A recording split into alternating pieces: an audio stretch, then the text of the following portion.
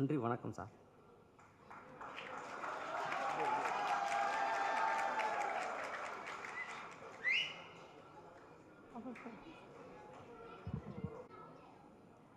So next நம்ம ஸ்டேஜ்க்கு யாரை கூப்பிட போகிறோம் அப்படின்னு சொல்லி பார்த்தீங்கன்னா, கேமரா முன்னாடி இருந்தாலும் சரி, பின்னாடி இருந்தாலும் சரி, அதை பண்ணுற விஷயத்தை பயங்கரமாக சேஞ்ச் பண்ணி காட்டுற ஒரு பர்சன் அப்படின்னு சொல்லலாம். எந்த கேரக்டர் கொடுத்தாலும் ரொம்ப அழகாக நம்ம முன்னாடி அந்த மனசில் நிற்க வச்சு ஒரு வில்லன் கதாபாத்திரத்தினா அவரை திட்டுற மாதிரி இருக்கும், ஒரு அப்பா கதாபாத்திரம்னா மதிக்கிற மாதிரி இருக்கும். இந்த மாதிரி வெர்சடைல் கேரக்டர்ஸ் பண்ணியிருக்கேன். இந்த படத்தில் ஒரு முக்கியமான கதாபாத்திரம் 3ஆம் வீர வல்லாளர் அப்படின்ற கதாபாத்திரத்தை பண்ணியிருக்கேன். நம்மளோட நட்டி அவர்களே சில வார்த்தைகள் பேச வருமாறு அழைக்கிறேன்.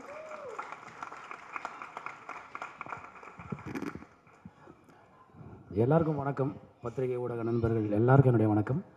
அண்ட் இது எப்படி ஸ்டார்ட் பண்ணுறதுன்னு எனக்கு தெரியல. என்னென்னா, எனக்கு இப்படி இந்த படத்தில் நடிக்கிறதுக்கான ஒரு ஆப்பர்ச்சுனிட்டி கொடுத்ததுக்கு மோகன்ஜி அவர்களுக்கும் எங்கள் தயாரிப்பாளர் சக்கரவர்த்தி சார் அவர்களுக்கும் என்னுடைய மனமார்ந்த நன்றி சார். இதில் ஒரு முக்கியமான விஷயம் என்னென்னா, மோகன்ஜி ஸ்டார்ட் பண்ணும்போது எப்படி ஸ்டார்ட் பண்ணார்னா, முகலாய ஆக்கிரமிப்பை பற்றி உங்களுக்கு என்ன தெரியும் அப்படின்னாரு. என்னடா வரலாறுக்கு போயிட்டார் ஸ்ட்ரெயிட்டாக, எப்படி இது என்ன எனக்கு நம்ம கார்ட்டூனிஸ்ட் மதன் சார் எழுதின வந்தார்கள் வென்றார்களை படிச்சுட்டு, ஸோ அது தெரிஞ்ச மாதிரி நான் அதுலேருந்து கொஞ்சம் ரீகலெக்ட் பண்ணி, என்ன அவங்க வந்தபோது நிறையா அட்ராசிட்டி நடந்தது. அதில் ரொம்ப பாதிக்கப்பட்டவர்கள் வடக்கும் கிழக்கும் மேற்கும் தான் பாதிக்கப்பட்டாங்கன்னு, இல்லை தென்னகமும் பாதிக்கப்பட்டதுன்னு சொல்லிட்டு அதில் ஒரு சின்ன சாம்பிள் ஒன்று சொல்கிறேன்னு சொல்லிட்டு தான் இந்த கதையை சொன்னார் வல்லாள மகாராஜா. அது கேட்கும்போது எனக்கு பெரிய ஷாக்கிங்காக இருந்தது. இப்படிலாம் நம்ம ஊரில் நடந்திருக்கு, இந்த வரலாறை நம்ம இதுக்கு முன்னாடி படிக்கலையே.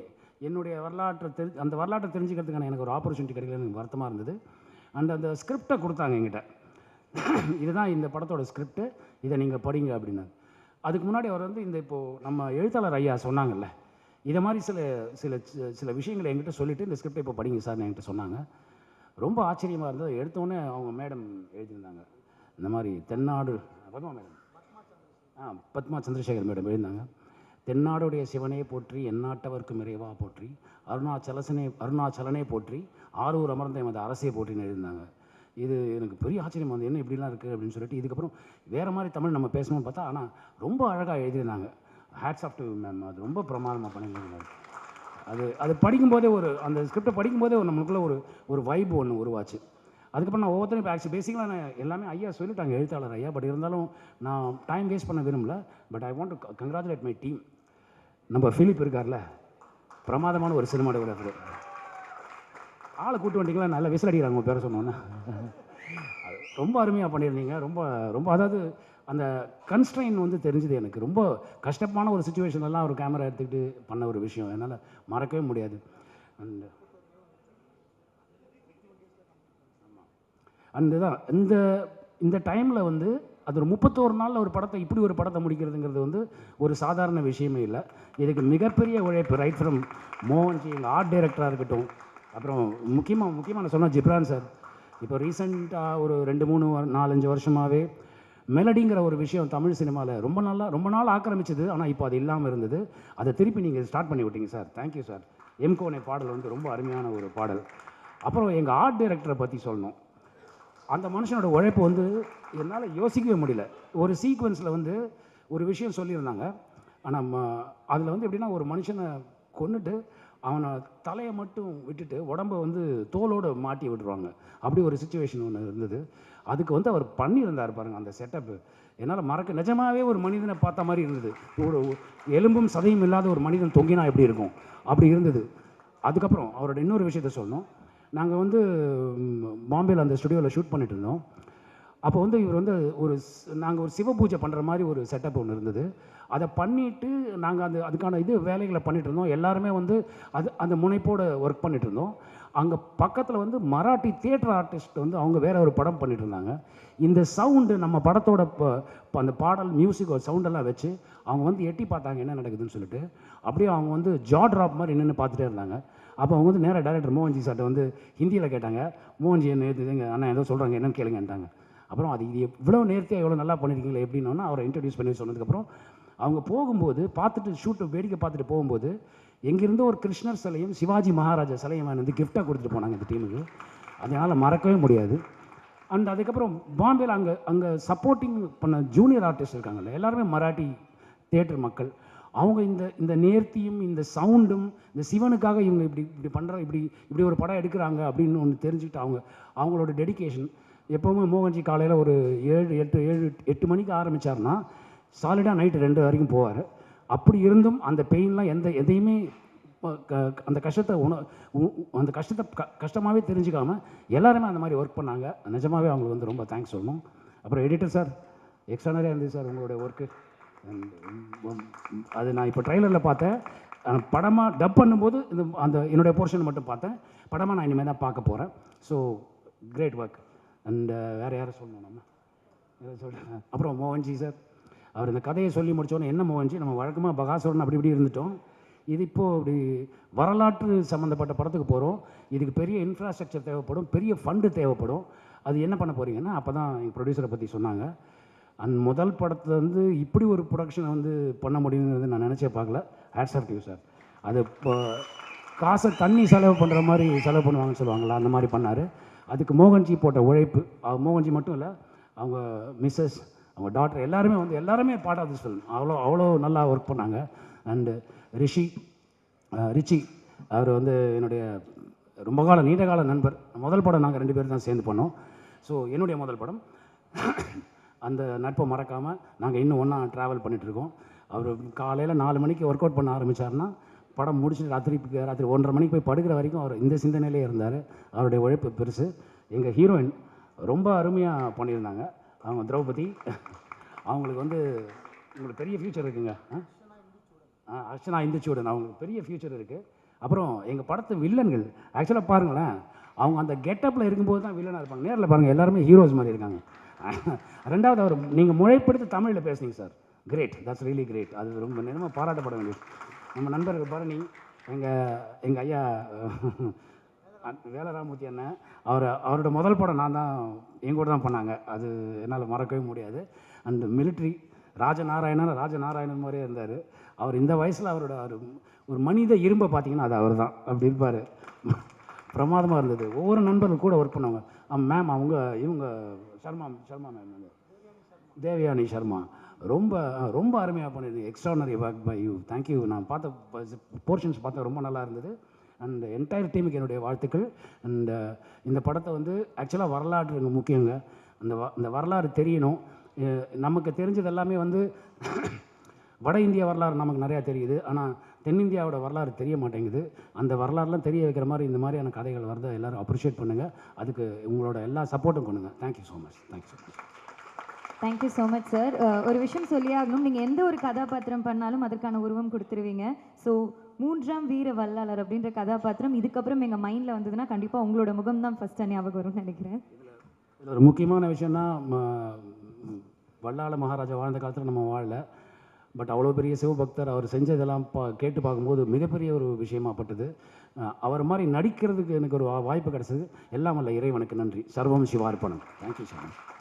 கோலியே கூஸ் பம்ப்ஸ் கொடுத்தவர். சாங்ஸ் வந்து ரிப்பீட் மோடில் நம்ம கேட்டுக்கிட்டே இருப்போம். வாகே சூடவாவில் ஸ்டார்ட் பண்ணி இந்த மியூசிக்கல் ஜேர்னி இன்னைக்கு வரைக்கும் கிளாஸும் மாஸும் 2 கலந்த ப்ராஜெக்டாக தான் இவர் பண்ணுறது இருக்கும். ஸோ நம்மளுடைய சாங்ஸ் கேட்டப்பவே தெரிஞ்சிருக்கும், ஒரு பியூட்டிஃபுல்லான ஒரு மியூசிக் டைரக்டர் வந்து இந்த படத்துக்கு எடுச்சிருக்காரு. ஒரு பெரிய கைத்தட்டலோட மியூசிக் டைரக்டர் ஜிப்ரான் அவர்களே சில வார்த்தைகள் பேசுகிற மாதிரி இருக்கு. எல்லோருக்கும் வணக்கம். எனக்கு வந்து ஃபர்ஸ்ட் மோகன்ஜியோட அந்த ஃபர்ஸ்ட் மீட்டிங் வந்து ஃபர்ஸ்ட் கால் பண்ண உடனே எனக்கு வந்து எனக்கு எப்படி இருக்க போகுது நான், பிகாஸ் அவரை பற்றி நம்ம மைண்டில் ஒன்று இருக்கும். பட் அது எல்லாமே வந்து அந்த ஃபர்ஸ்ட் மீட்டிங்கில் பிரேக் ஆச்சு. பிகாஸ் எனக்கு ஒரு படம் ட்ராவல் பண்ணும் பொழுது எனக்கு ஃபர்ஸ்ட் வந்து அந்த டேரக்டர் கூட, பிகாஸ் இட்ஸ் லைக் டைம் வந்து ரொம்ப வேல்யூ பண்ணுவேன். அந்த டேரக்டர் கூட நம்ம ட்ராவல் பண்ணும்பொழுது அந்த ட்ராவல் வந்து ரொம்ப ப்ளசண்ட்டாக இருக்கணும். அந்த ஒவ்வொரு ப்ராஜெக்ட் முடியும் பொழுதும் நம்ம டைமை வந்து நம்ம கரெக்டாக யூஸ் பண்ணியிருக்கோம் அப்படின்னு நான் பார்ப்பேன். பட் மோகன்ஜி கிட்ட எனக்கு அந்த மாதிரி ஒரு எக்ஸ்பீரியன்ஸ் கொடுப்பாருன்னு நான் ஃபர்ஸ்ட் மீட்டிங்கில் நம்பினேன். பிகாஸ் அவர் ஆக்சுவலி பார்க்க வெளியில் எல்லோரும் நிறைய பேர் சொன்னாங்க. பட் ஆனால் ஆக்சுவலி அவருக்குள்ளே ஒரு பயங்கரமான ஒரு குழந்தை ஒன்று இருக்குது. அது சொன்னால் நம்பவே மாட்டாங்க யாரும்.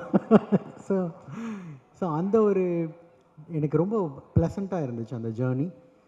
அண்ட் இன்னொரு விஷயம், ஒர்க்கில் ஒரு டேரக்டராக வந்து நம்ம ஒரு நிறைய தடவை டியூன்ஸ் நம்ம ஆப்ஷன்ஸ் கொடுப்போம், இல்லை ஒரு பாட்டு எப்படி இருக்கணும்னு நம்ம ஒரு ஜேர்னி வச்சுருப்போம். பட் இதில் எல்லாமே ஒரு ஆப்ஷன், ஒரு எத்தனையோ 1-2 ஆப்ஷன்ஸ் கொடுத்தோன்னா அவர் பிக் பண்ணுறது வந்து ரொம்ப ஃபாஸ்ட்டாக பிக் பண்ணுவார். எந்த ஒரு கன்ஃபியூஷனும் இருக்கார். அந்த ஒரு கிளாரிட்டி அண்ட் அந்த கான்ஃபிடென்ஸ். அண்ட் ஃபர்ஸ்ட் ஸ்கிரிப்ட் சொன்ன உடனே எங்கே எடுத்துருவீங்களா அப்படின்னு கேட்டேன். ஸோ பட் இல்லை சார் அதெல்லாம் பண்ணிடலாம், நீங்கள் பாருங்கள் நான் எடுத்துகிட்டு வரேன் அப்படின்னாரு. அண்டு சரி ஓகே, அப்போ எப்போ ஷூட்டுக்கு போகிறோம், நான் இந்த டைம்குள்ளே ஒரு 30 டேஸ்க்குள்ளே நான் முடிச்சிருவேன் அப்படின்னாரு. நான் ஆக்சுவலி உண்மையிலே எனக்கு நம்பிக்கை இல்லை. ஏன்னா நம்ம அப்படி சொல்லுவாங்க, பட் போக போக ஒரு டிலே ஆகும் அப்படின்னு லேட் ஆகும்னு நினச்சேன். பட் கரெக்டாக ஒரு 31 டேஸ் கழித்து சார் முடிச்சிட்டேன், நான் எடிட் பண்ண போகிறேன், உங்களுக்கு நான் ரஃப் கட் கொடுக்குறேன் அப்படின்னாரு. ஸோ அந்த கிளாரிட்டி அண்ட் என்ன வேணும், அதை எப்படி ப்ரெசென்ட் பண்ணுங்கிற அந்த விஷன் வந்து ஐ ரியலி அவர் பார்த்து ஒரு வியந்த ஒரு விஷயம். அண்ட் அதுதான் இப்போ கூட்டிகிட்டு வந்திருக்கு. நிறையா வகையில் எனக்கு இந்த ஃபில்ம் நியூவான ஒரு எக்ஸ்பீரியன்ஸ் கொடுத்துச்சு. And he was always supportive. And அவரோட நம்பிக்கை தான் என்னுடைய நம்பிக்கையும். அண்டு நான் பர்சனலி எனக்கு வந்து ஹிஸ்டாரிக்கல் அண்ட் பீரியட் ஃபில்ம் பண்ணோன்னு எல்லாத்துக்குமே ஒரு மியூசிக் கம்போசர் பண்ணுற எல்லாத்துக்குமே ரொம்ப ஒரு பேஷன் இருக்கும். அண்ட் அந்த ஒரு சான்ஸ் எனக்கு இதில் கிடச்சிது. அண்ட் சாங்ஸும் பிகாஸ் எனக்கு ஓவராலாக த்ரில்லர் அண்ட் ஆக்ஷன் பேஸ்ட் ஃபில்ம்ஸாகவே வந்துட்டு இருக்கும்போது எனக்கு இதில் ஒரு பயங்கரமான ஒரு 4 கைண்ட் ஆஃப் டிஃப்ரெண்ட் வெரைட்டிஸ் கொடுத்தாரு. அண்ட் எம்கோனி மாதிரி ஒரு மெலடி ஓகே பண்ணதுக்கு I thank him. And it was a nice journey எனக்கு. அண்டு முக்கியமான ஒரு பர்சன் நான் சொல்லணும், அது வந்து எங்கள் ப்ரொடியூசர். Again thank you sir. ஏன்னா இந்த படம் திரௌபதி 2 அப்படிங்கிறது அதுக்கு பின்னாடி ஒரு பெரிய ஒரு வேல்யூ ஒன்று இருக்குது. அண்ட் அதுக்கு பின்னாடி நிறையா ஒரு கான்ட்ரவர்சிஸும் இருந்திருக்கு. பட் அதை தாண்டி இது வந்து சொல்லப்பட வேண்டிய ஒரு ஹிஸ்டாரிக்கலான ஒரு விஷயம் அப்படின்னு நானும் நம்புகிறேன்.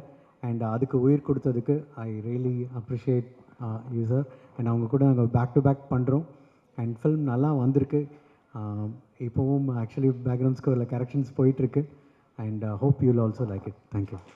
Thank you sir, thank you so much. படியா மேடைக்கு நம்ம யாரை கூப்பிட போகிறோம் அப்படின்னு சொல்லி பார்த்தீங்கன்னா, திரௌபதி 2 படத்தின் கதாநாயகன் ரிச்சர்ட் ரிஷி அவர்களை வருக வருக என வரவேற்கிறோம் பலத்த கைதட்டலோட.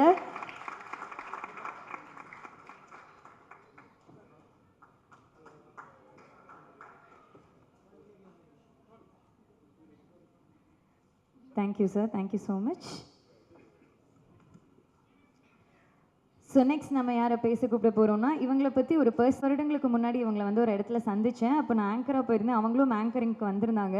ஸோ சொல்லியிருந்தாங்க, எனக்கு ஆங்கர் ஜஸ்ட் பேஷன் தான், I want to become a heroine அப்படின்னு சொல்லி 5 வருஷத்துக்கு முன்னாடி சொல்லியிருந்தாங்க. அப்படியே கட்டு பார்த்தா நம்மளுடைய தமிழ் இண்டஸ்ட்ரியில் ஒரு சக்ஸஸ்ஃபுல் ஹீரோயினாக க்ரோ ஆகிட்டு இருக்காங்க. நம்மளுடைய திரௌபதி தேவி ரக்ஷனா இந்துஜுடன் அவர்களே சில வார்த்தைகளை பேசுகிற மாதிரி இருக்கிறோம்.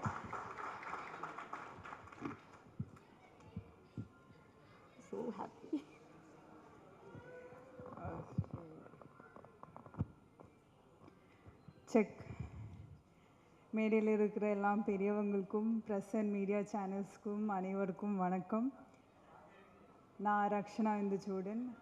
முதல்ல கடவுளுக்கு ஒரு பெரிய நன்றி. என்னை சப்போர்ட் பண்ண என்னோடய ஃபேமிலி அண்ட் ஃப்ரெண்ட்ஸுக்கும் ரொம்ப ரொம்ப நன்றி.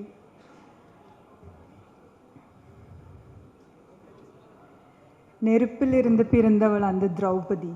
அந்த தீச்சுடரின் பேரை எனக்கு சூடியதன் காரணத்தை இன்று நான் அறிந்து கொண்டேன். மோகன் சார் எனக்கு திரௌபதி தேவியா திரௌபதி 2ல அந்த பேரை எனக்கு சூடியதன் காரணத்தை இன்று நான் அறிந்து கொண்டேன். ஏன்னா அவ்வளோ ஸ்ட்ராங் அண்ட் பவர்ஃபுல்லான கேரக்டர். இந்த கதை வந்து 14th செஞ்சுரியில் எழுதப்பட்டிருக்கிற ஒரு கதை. அந்த டைம் வந்து பேட்ரியார்க்கல் சொசைட்டி. அந்த பேட்ரியார்க்கல் சொசைட்டியில் இந்த மாதிரியான ஒரு ஃபீமேல் கேரக்டர் எழுதப்பட்டிருக்குன்னு நான் கேட்கும்போது எனக்கு ரொம்ப புதுசாகவும் ரொம்ப சந்தோஷமாகவும் இருந்தது. அண்ட் என்னை நம்பி எனக்கு திரௌபதி தேவி கொடுத்த மோகன் சாருக்கு ரொம்ப ரொம்ப நன்றி. இந்த கேரக்டருக்குள்ளே எனக்கு வர்றதுக்கு ரொம்ப கஷ்டமாக தான் இருந்துச்சு. அதே மாதிரி இந்த கேரக்டர் விட்டு வெளியே போகிறதும் எனக்கு ரொம்ப கஷ்டமாக தான் இருந்துச்சு. ஸோ நான் இந்த கேரக்டருக்கு எவ்வளோ ஜஸ்டிஸ் பண்ண முடியுமோ நான் பண்ணியிருக்கேன்னு நான் நம்புகிறேன். நீங்கள் எல்லாரும் பார்த்துட்டு தான் மற்றபடி சொல்லணும். மோகன் சாரை பற்றி நான் கடைசியாக சொல்கிறேன், ஏன்னா அவர் தானே விளக்கு, கடைசியில் பற்ற வைக்கலாம். I would like to thank the producers of this movie, producer Chola Chakravarti sir and Netaji Productions. எனக்கு இந்த வாய்ப்பு கொடுத்ததுக்கு ரொம்ப ரொம்ப நன்றி சார். And காடவராயரே,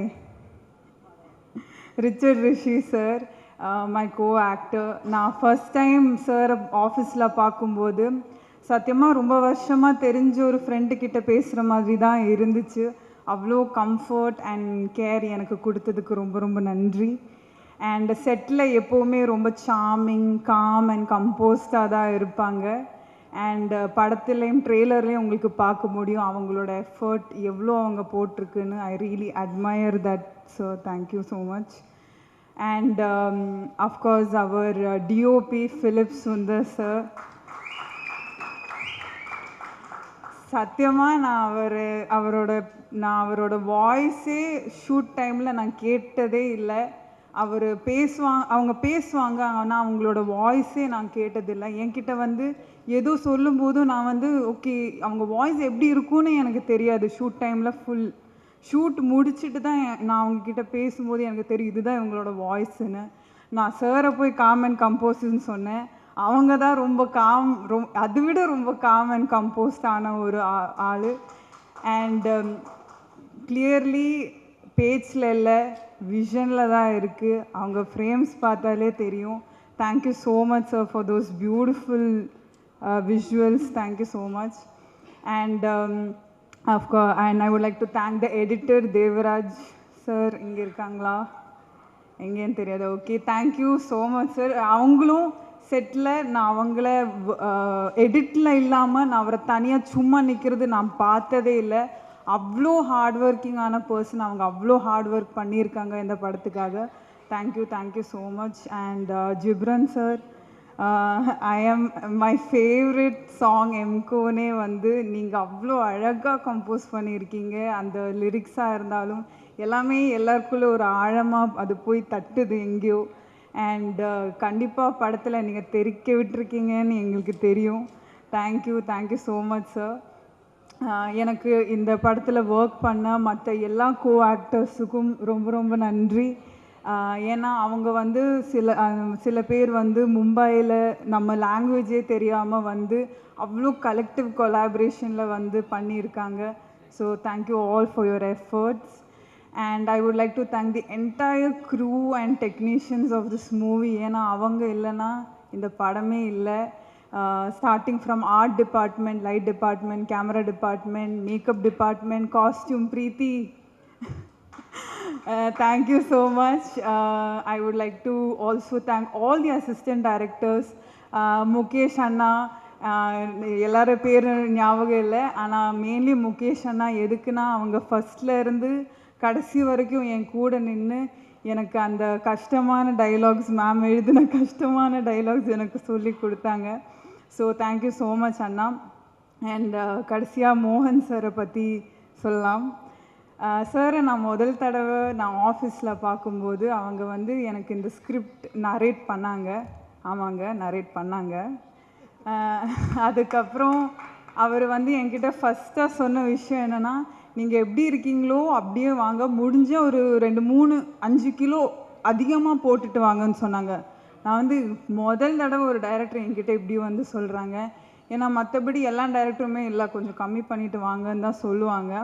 ஆனால் இந்த கேரக்டருக்கு அப்படி தான் வேணும்னு சொன்னாங்க. ஸோ எனக்கு அது ரொம்ப சந்தோஷமாக தான் இருந்துச்சு.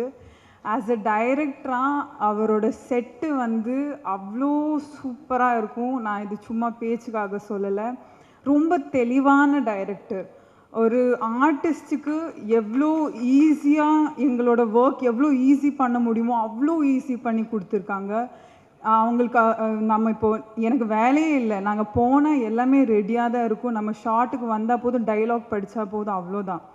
வந்து அவங்களோட அந்த கிளாரிட்டி, அந்த கான்ஃபிடென்ஸ் அண்ட் பிளானிங்னால மட்டும்தான் இந்த ஷூட் இவ்வளோ சீக்கிரம் இவ்வளோ கம்மி நாளில் முடிக்க முடிஞ்சிச்சுன்னு நான் நம்புகிறேன். And also more than a director, he is a very big well-wisher. அவங்களோட ஃபேமிலியும் எனக்கு ஒரு நல்ல ஒரு வெல்விஷர். ஸோ நான் இந்த கான்ட்ரவர்சி வந்ததும் நான் சாருக்கு ஃபோன் அடிச்சுட்டு என்ன சார் இப்படி சொல்கிறாங்க, எனக்கு சத்தியமாக புரியல ஏன் சார் இப்படி சொன்னாங்கன்னு கேட்கும்போது அவர்கிட்ட இருந்து நான் கற்றுக்கின ஒரு பெரிய விஷயம் என்னென்னா, நம்மளை பற்றி இந்த மாதிரி ரூமர்ஸ், காசிப்ஸ் இல்லைனா விமர்சனம் வந்துட்டே இருக்குங்க, அதெல்லாம் நாங்கள் தாண்டி கடந்து வந்துடணும் ஒரு இடத்துக்குன்னு சொன்னாங்க. அப்போ நான் யோசித்தேன், அந்த தாண்டி கடந்து வர ஒரு ப்ராசஸ் இருக்குல்ல, அந்த ப்ராசஸில் அவரை யாரையும் ஹர்ட் பண்ணாமல், டீஃபேம் பண்ணாமல், கீழே போடாமல் இன்றைக்கி அவங்க வந்து நிற்கிறாங்கன்னா, அவங்க எல்லா ஆர்டிஸ்ட்டும் இங்கே ஒர்க் பண்ணியிருக்க எல்லா ஆர்டிஸ்ட்டுக்கும் தெரியும், எல்லா ஆர்ட் ஃபார்ம்ஸையும் அவ்வளோ ரெஸ்பெக்ட் பண்ணுற ஒருத்தர். அவங்க கொடுத்த அந்த ரெஸ்பெக்டும் கம்ஃபர்டபிலிட்டினால் மட்டும்தான் எங்களால் அவங்க கூட இவ்வளோ ஈஸியாக ஒர்க் பண்ண முடிஞ்சுது. And also I would like to thank him once again for giving me this opportunity. இன்னைக்கு அவர் எல்லாமே கடந்து வந்து பொங்கல் ரிலீஸுக்கு வரோம் திரௌபதி 2. பொங்கலுக்கு நம்ம தமிழ் வரலாறை பற்றி ஒரு படம் வருதுங்க, திரௌபதி 2. எல்லாரும் ஃபேமிலி கூட வந்து Jan 15க்கு வந்து தியேட்டரில் பாருங்கள். எங்களை எல்லாரையும் சப்போர்ட் பண்ணுங்கள். நன்றி, வணக்கம். Thank you. Thank you so much, Rakshana, for the wonderful speech. Okay, so அடுத்தபடியா ஹேண்ட்ஸம் பர்ஃபர் சினிமாவோட அப்ஸ் அண்ட் டவுன்ஸ் எல்லாமே பார்த்து அதை தாண்டி நின்று தன்னோட பேஷனை ஒரு நாளும் விட்டு கொடுக்காம அதே எனர்ஜியோடு இருக்கிறவர், சினிமா மேலே அவருக்கு இருக்கிற லவ், இந்த ப்ராஜெக்ட்டுக்கு அவர் எடுத்துக்கிட்ட எஃபர்ட்ஸ் எல்லாமே நம்மளுக்கு தெரியும். இந்த படம் அவரோட கேரியரில் ஒரு மைல் ஸ்டோனாக இருக்கும். படத்தின் கதாநாயகன் நம்மளுடைய ஃபேவரட். இந்த படத்தில் வீரசிம்ம காடவராயன் அப்படின்ற கதாபாத்திரம் பண்ணியிருக்க படத்தின் நாயகன் ரிச்சர்ட் ரிஷி அவர்களே சில வார்த்தைகள் பேச வருமாறு அழைக்கிறோம். பலத்த கைத்தில் கொடுத்தலாம் அவருக்காக. எல்லாருக்கும் வணக்கம். சாரி லேட்டாக வந்ததுக்கு. இது ஒரு அன்எக்ஸ்பெக்டட் பிளான். திடீர்னு சொன்னாங்க, நான் வேறு ஊரில் இருந்தேன். ஸோ அடித்து பிடிச்சி டக்குன்னு ஓடி வந்துட்டேன். ஸோ மன்னிச்சிடுங்க. திரௌபதி பார்ட் 1 எந்த அளவுக்கு பண்ணிச்சோ இந்த படம் அதை விட நல்லா பண்ணோன்னு நாங்கள்லாம் நம்புகிறோம். நீங்களும் ட்ரெய்லர்லாம் பார்த்துருப்பீங்க, பிடிச்சிருக்கோன்னு நினைக்கிறோம். ஸோ எப்போ படம் ரிலீஸ் ஆகுதோ அப்போ பாருங்கள். பிடிச்சிருந்தா சப்போர்ட் பண்ணுங்கள். எங்கள் க்ரூவை நம்பி வந்த இந்த படத்தில் வந்திருக்க எல்லாருக்குமே என்னோட நன்றி, ப்ரொடியூசர் உள்பட. ஸோ மற்றெல்லாம் மோகன் பேசுவாப்பில். Thank you sir. நாங்கள் நிறைய எக்ஸ்பெக்ட் பண்ணோம் சார், நீங்கள் படத்தை பார்த்துக்கோங்க அப்படின்னு சிம்பிளாக முடிச்சுட்டு. Okay, super. So next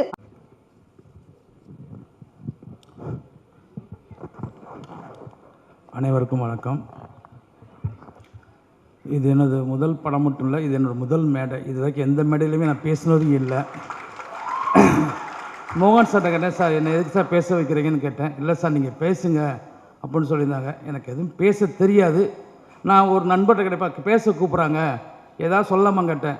company நாக்கில் சுழுக்குன்னு சொல்லிடு, உனக்கு பேச வராதுன்னு வச்சுக்கோனாங்க.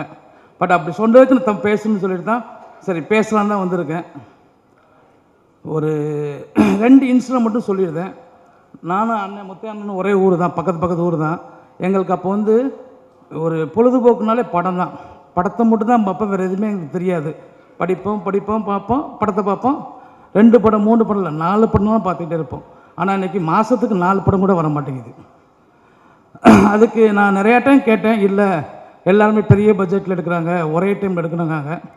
சரி நம்மளும் எடுப்போம்னு சொல்லி தான் ஒரு 4-5 வருஷமாக படம் எடுக்கலாம் போது சரியான கதையோட மோகன் சார் வந்தார்.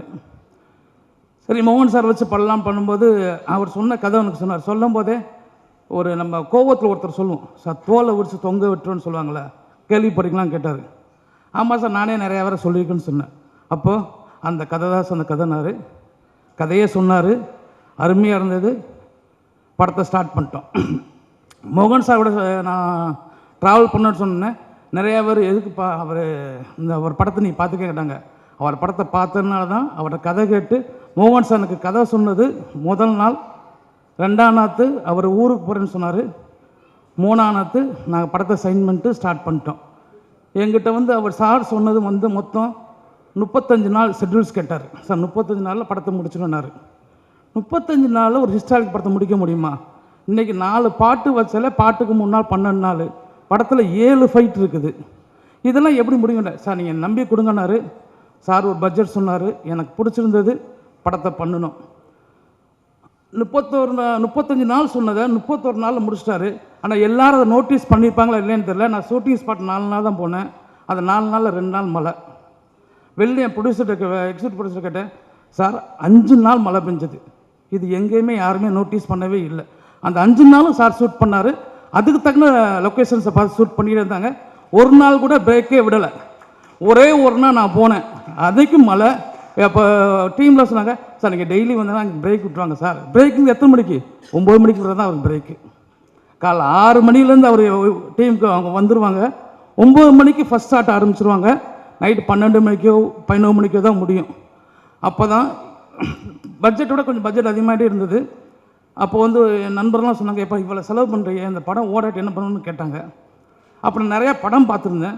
அந்த படம் பார்க்கும்போது எல்லாருக்கும் ஒன்று தோணும், எது படம், காசு கொடுத்து போகிறோம், படத்தை பார்க்குறோம். ஆனால் அந்த படத்தை பார்த்து இன்னும் எங்கள் அம்மா அப்பாலாம் போய் அழுதுகிட்டே இருப்பாங்க. அப்படி ஒரு படம் தான் பாசமலர். இங்கே இருக்குங்க தெரியுமா அதில் அந்த பாசமலத்தில் சிவாஜி ஒரு நல்ல டைலாக் சொல்லுவார். என்ன டைலாக்னா, அவங்க தங்கச்சிக்கு மொத்த சொத்தை எழுதி வச்சுருவார். அவரோட ஒய்ஃபை எம்என் ராஜன் நடிச்சிருப்பாங்க, அவளுடைய அண்ணனை எம்என் நம்பியார் நடிச்சிருப்பாங்க. அவங்க வந்து கேட்பாங்க, எதுக்கு தங்கச்சிக்கு இவ்வளோ சொத்து எழுதி வைக்கிறீங்க, உங்களுக்கு என்ன பண்ணுவீங்கன்னு கேட்பாங்க. அதுக்கு அவர் சொல்லுவார், என் தங்கச்சிக்கு நான் எழுதி வைக்கிறேன், உனக்கு விருப்பம் தான் உன் தங்கச்சி நீ எழுதி வை, ஏன் என்னை தடுக்கிறேன்னு கேட்பார்.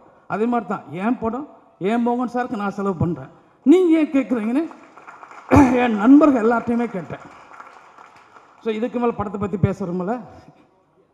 இன்றைய விழாவோட நாயகர்கள் ஊடக நண்பர்கள், நாங்கள் படத்தெல்லாம் எடுத்து முடிச்சிட்டோம், மொத்த படமும் முடிஞ்சிருச்சு. சரி எப்படி பண்ணலாம்? ஆனால் முதல் ப்ரொடியூசரு விளம்பரம் பெரிய, இன்றைக்கி வந்து மீடியாவில் பார்த்தோன்னா அவரை விளம்புறாங்க. சரி பண்ணலாம்னு யோசிக்கும்போது என்னைய படத்தை, இந்த 2 படத்தை ட்ரெய்லர் ரிலீஸ் பண்ண 2 நாளில் 30 லட்சம் வியூஸ்க்கு மேலே கொண்டு வர வச்சது மிகப்பெரிய நன்றியை நான் தினதந்திக்கு தெரிவிச்சுக்கிறேன். தினதந்தி ரிப்போர்ட்டர் வந்திருக்கீங்களா சார்? தினதந்தியில் வந்திருக்காங்களா சார்? கொஞ்சம் மேடைக்கு வர சொல்கிறேன் சார். இல்லை சார், இல்லை ஒரே நிமிஷம் ஒரு சின்ன தேங்க்ஸ். ஏன்னா இன்றைக்கு வந்து முதல் நாள் நான் 7 மணிக்கு சொல்கிறேன். 7 மணிக்கு சொல்லியும் எனக்காண்டி ஃபஸ்ட் டைமாக ஃபுல் பேஜில் ஆர்டு கொடுத்தாங்க. காசு 2வது பிரச்சனை, ஆனால் அவங்க மொத்த ஷெட்யூலையும் எனக்காண்டி பண்ணி கொடுத்தாங்க. அவங்களுக்கு ஒரு சின்ன தேங்க்ஸ் மட்டும் சொல்லணும். ஒரு வரலைங்களா? இல்லை இங்கே இல்லையா? இருந்தார்னா ஓகே, இல்லைன்னா விட்டுருங்க.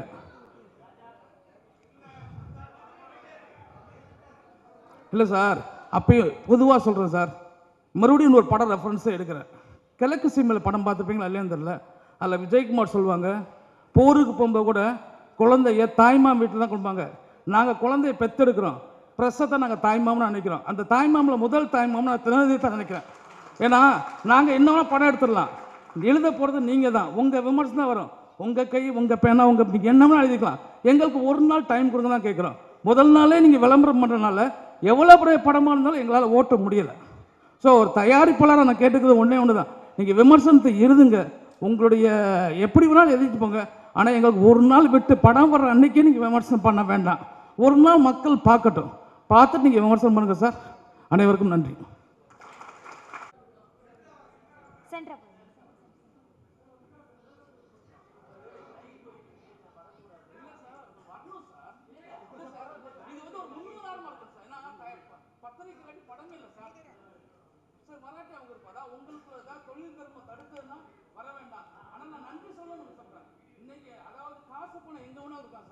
ஜாதி மதம் பார்க்காத, பெரியார் நாள் பார்க்காத, நண்பர்கள் யாருமே பார்க்காத, விருப்பம் பார்க்காத ஒரே விளம்பரம் கொடுக்க ஒரே நிறுவனம் தினதந்தி மட்டும்தான். ஏன்னா முதல் நாள் சொன்னோன்னு எந்த ப்ரொடியூசரும் கேட்கல, எதுவுமே கேட்கல. அவங்க கேட்ட ஒரே கேள்வி, சென்சார் ஆயிடுச்சுங்களா, சர்டிஃபிகேட் இருக்கா, கொடுங்க நாங்கள் பண்ணுறோன்னு சொன்னாங்க.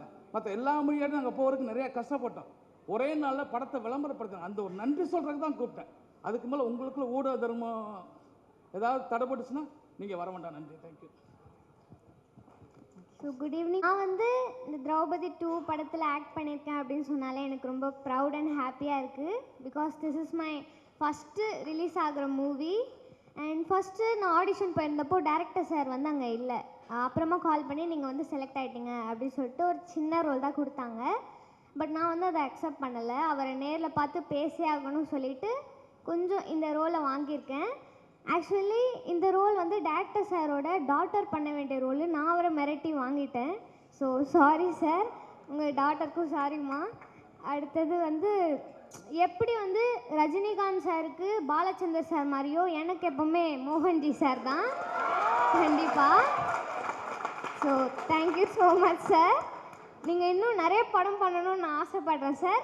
பட் எல்லாத்துலேயும் எனக்கு கண்டிப்பாக கேரக்டர் கொடுத்துணும் சார். Thank you sir. அண்ட் வந்து செட்டில் வந்து ஆக்ட்ரஸ் எல்லாமே வந்து ரொம்ப ஹம்பிளாக கைண்டாக என்னை நல்லா பார்த்துக்கிட்டாங்க. And director sir, producer sir, team எல்லாருக்குமே தேங்க்யூ ஸோ மச். ஸோ கண்டிப்பாக திரௌபதி 2 படம் பாருங்கள், சூப்பராக இருக்கும். தேங்க்யூ. தங்கமே, நீங்கள் பேசினதுக்கு அடுத்து எல்லா படத்துலையும் உங்களை மட்டும்தான் சார் கூப்பிடுவார், கவலையப்படாதீங்க. ஓகேவா? தேங்க்யூ ஸோ மச்டா. கருத்தா, ஒரு கேள்வியா, ஒரு குரலா மக்கள் முன்னாடி வச்சு பேசுகிற ஒரு டைரக்டர், பயமில்லாத சிந்தனை, நேரடியான காட்சிகள், இதெல்லாம் சேர்ந்தாலே ஞாபகம் வர ஒரு பர்சன். திரௌபதி வெற்றியை தொடர்ந்து திரௌபதி 2 திரைப்படமும் இன்னும் எதிர்பார்ப்போட காத்துட்ருக்கோம் சார். தமிழ் சினிமாவில் தனியாக ஒரு அடையாளம் உருவாக்கிட்டு தன் பாதையில் நடக்கிற ஒரு துணிச்சலான இயக்குனர், ஒரு பெரிய பெரிய கைத்தறோட லெட்ஸ் வெல்கம் டைரக்டர் மோகன்ஜி அவர்கள்.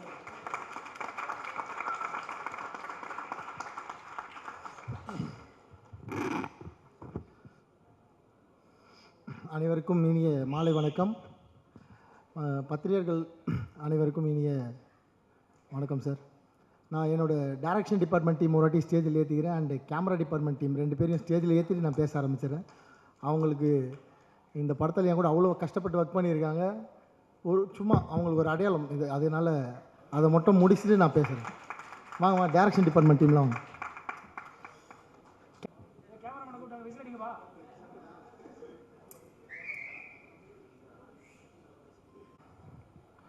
ஏன்னா இது வந்து எனக்கு முதல் படம் மாதிரி தான் இருந்தது. நான் 5வது படம் எனக்கு.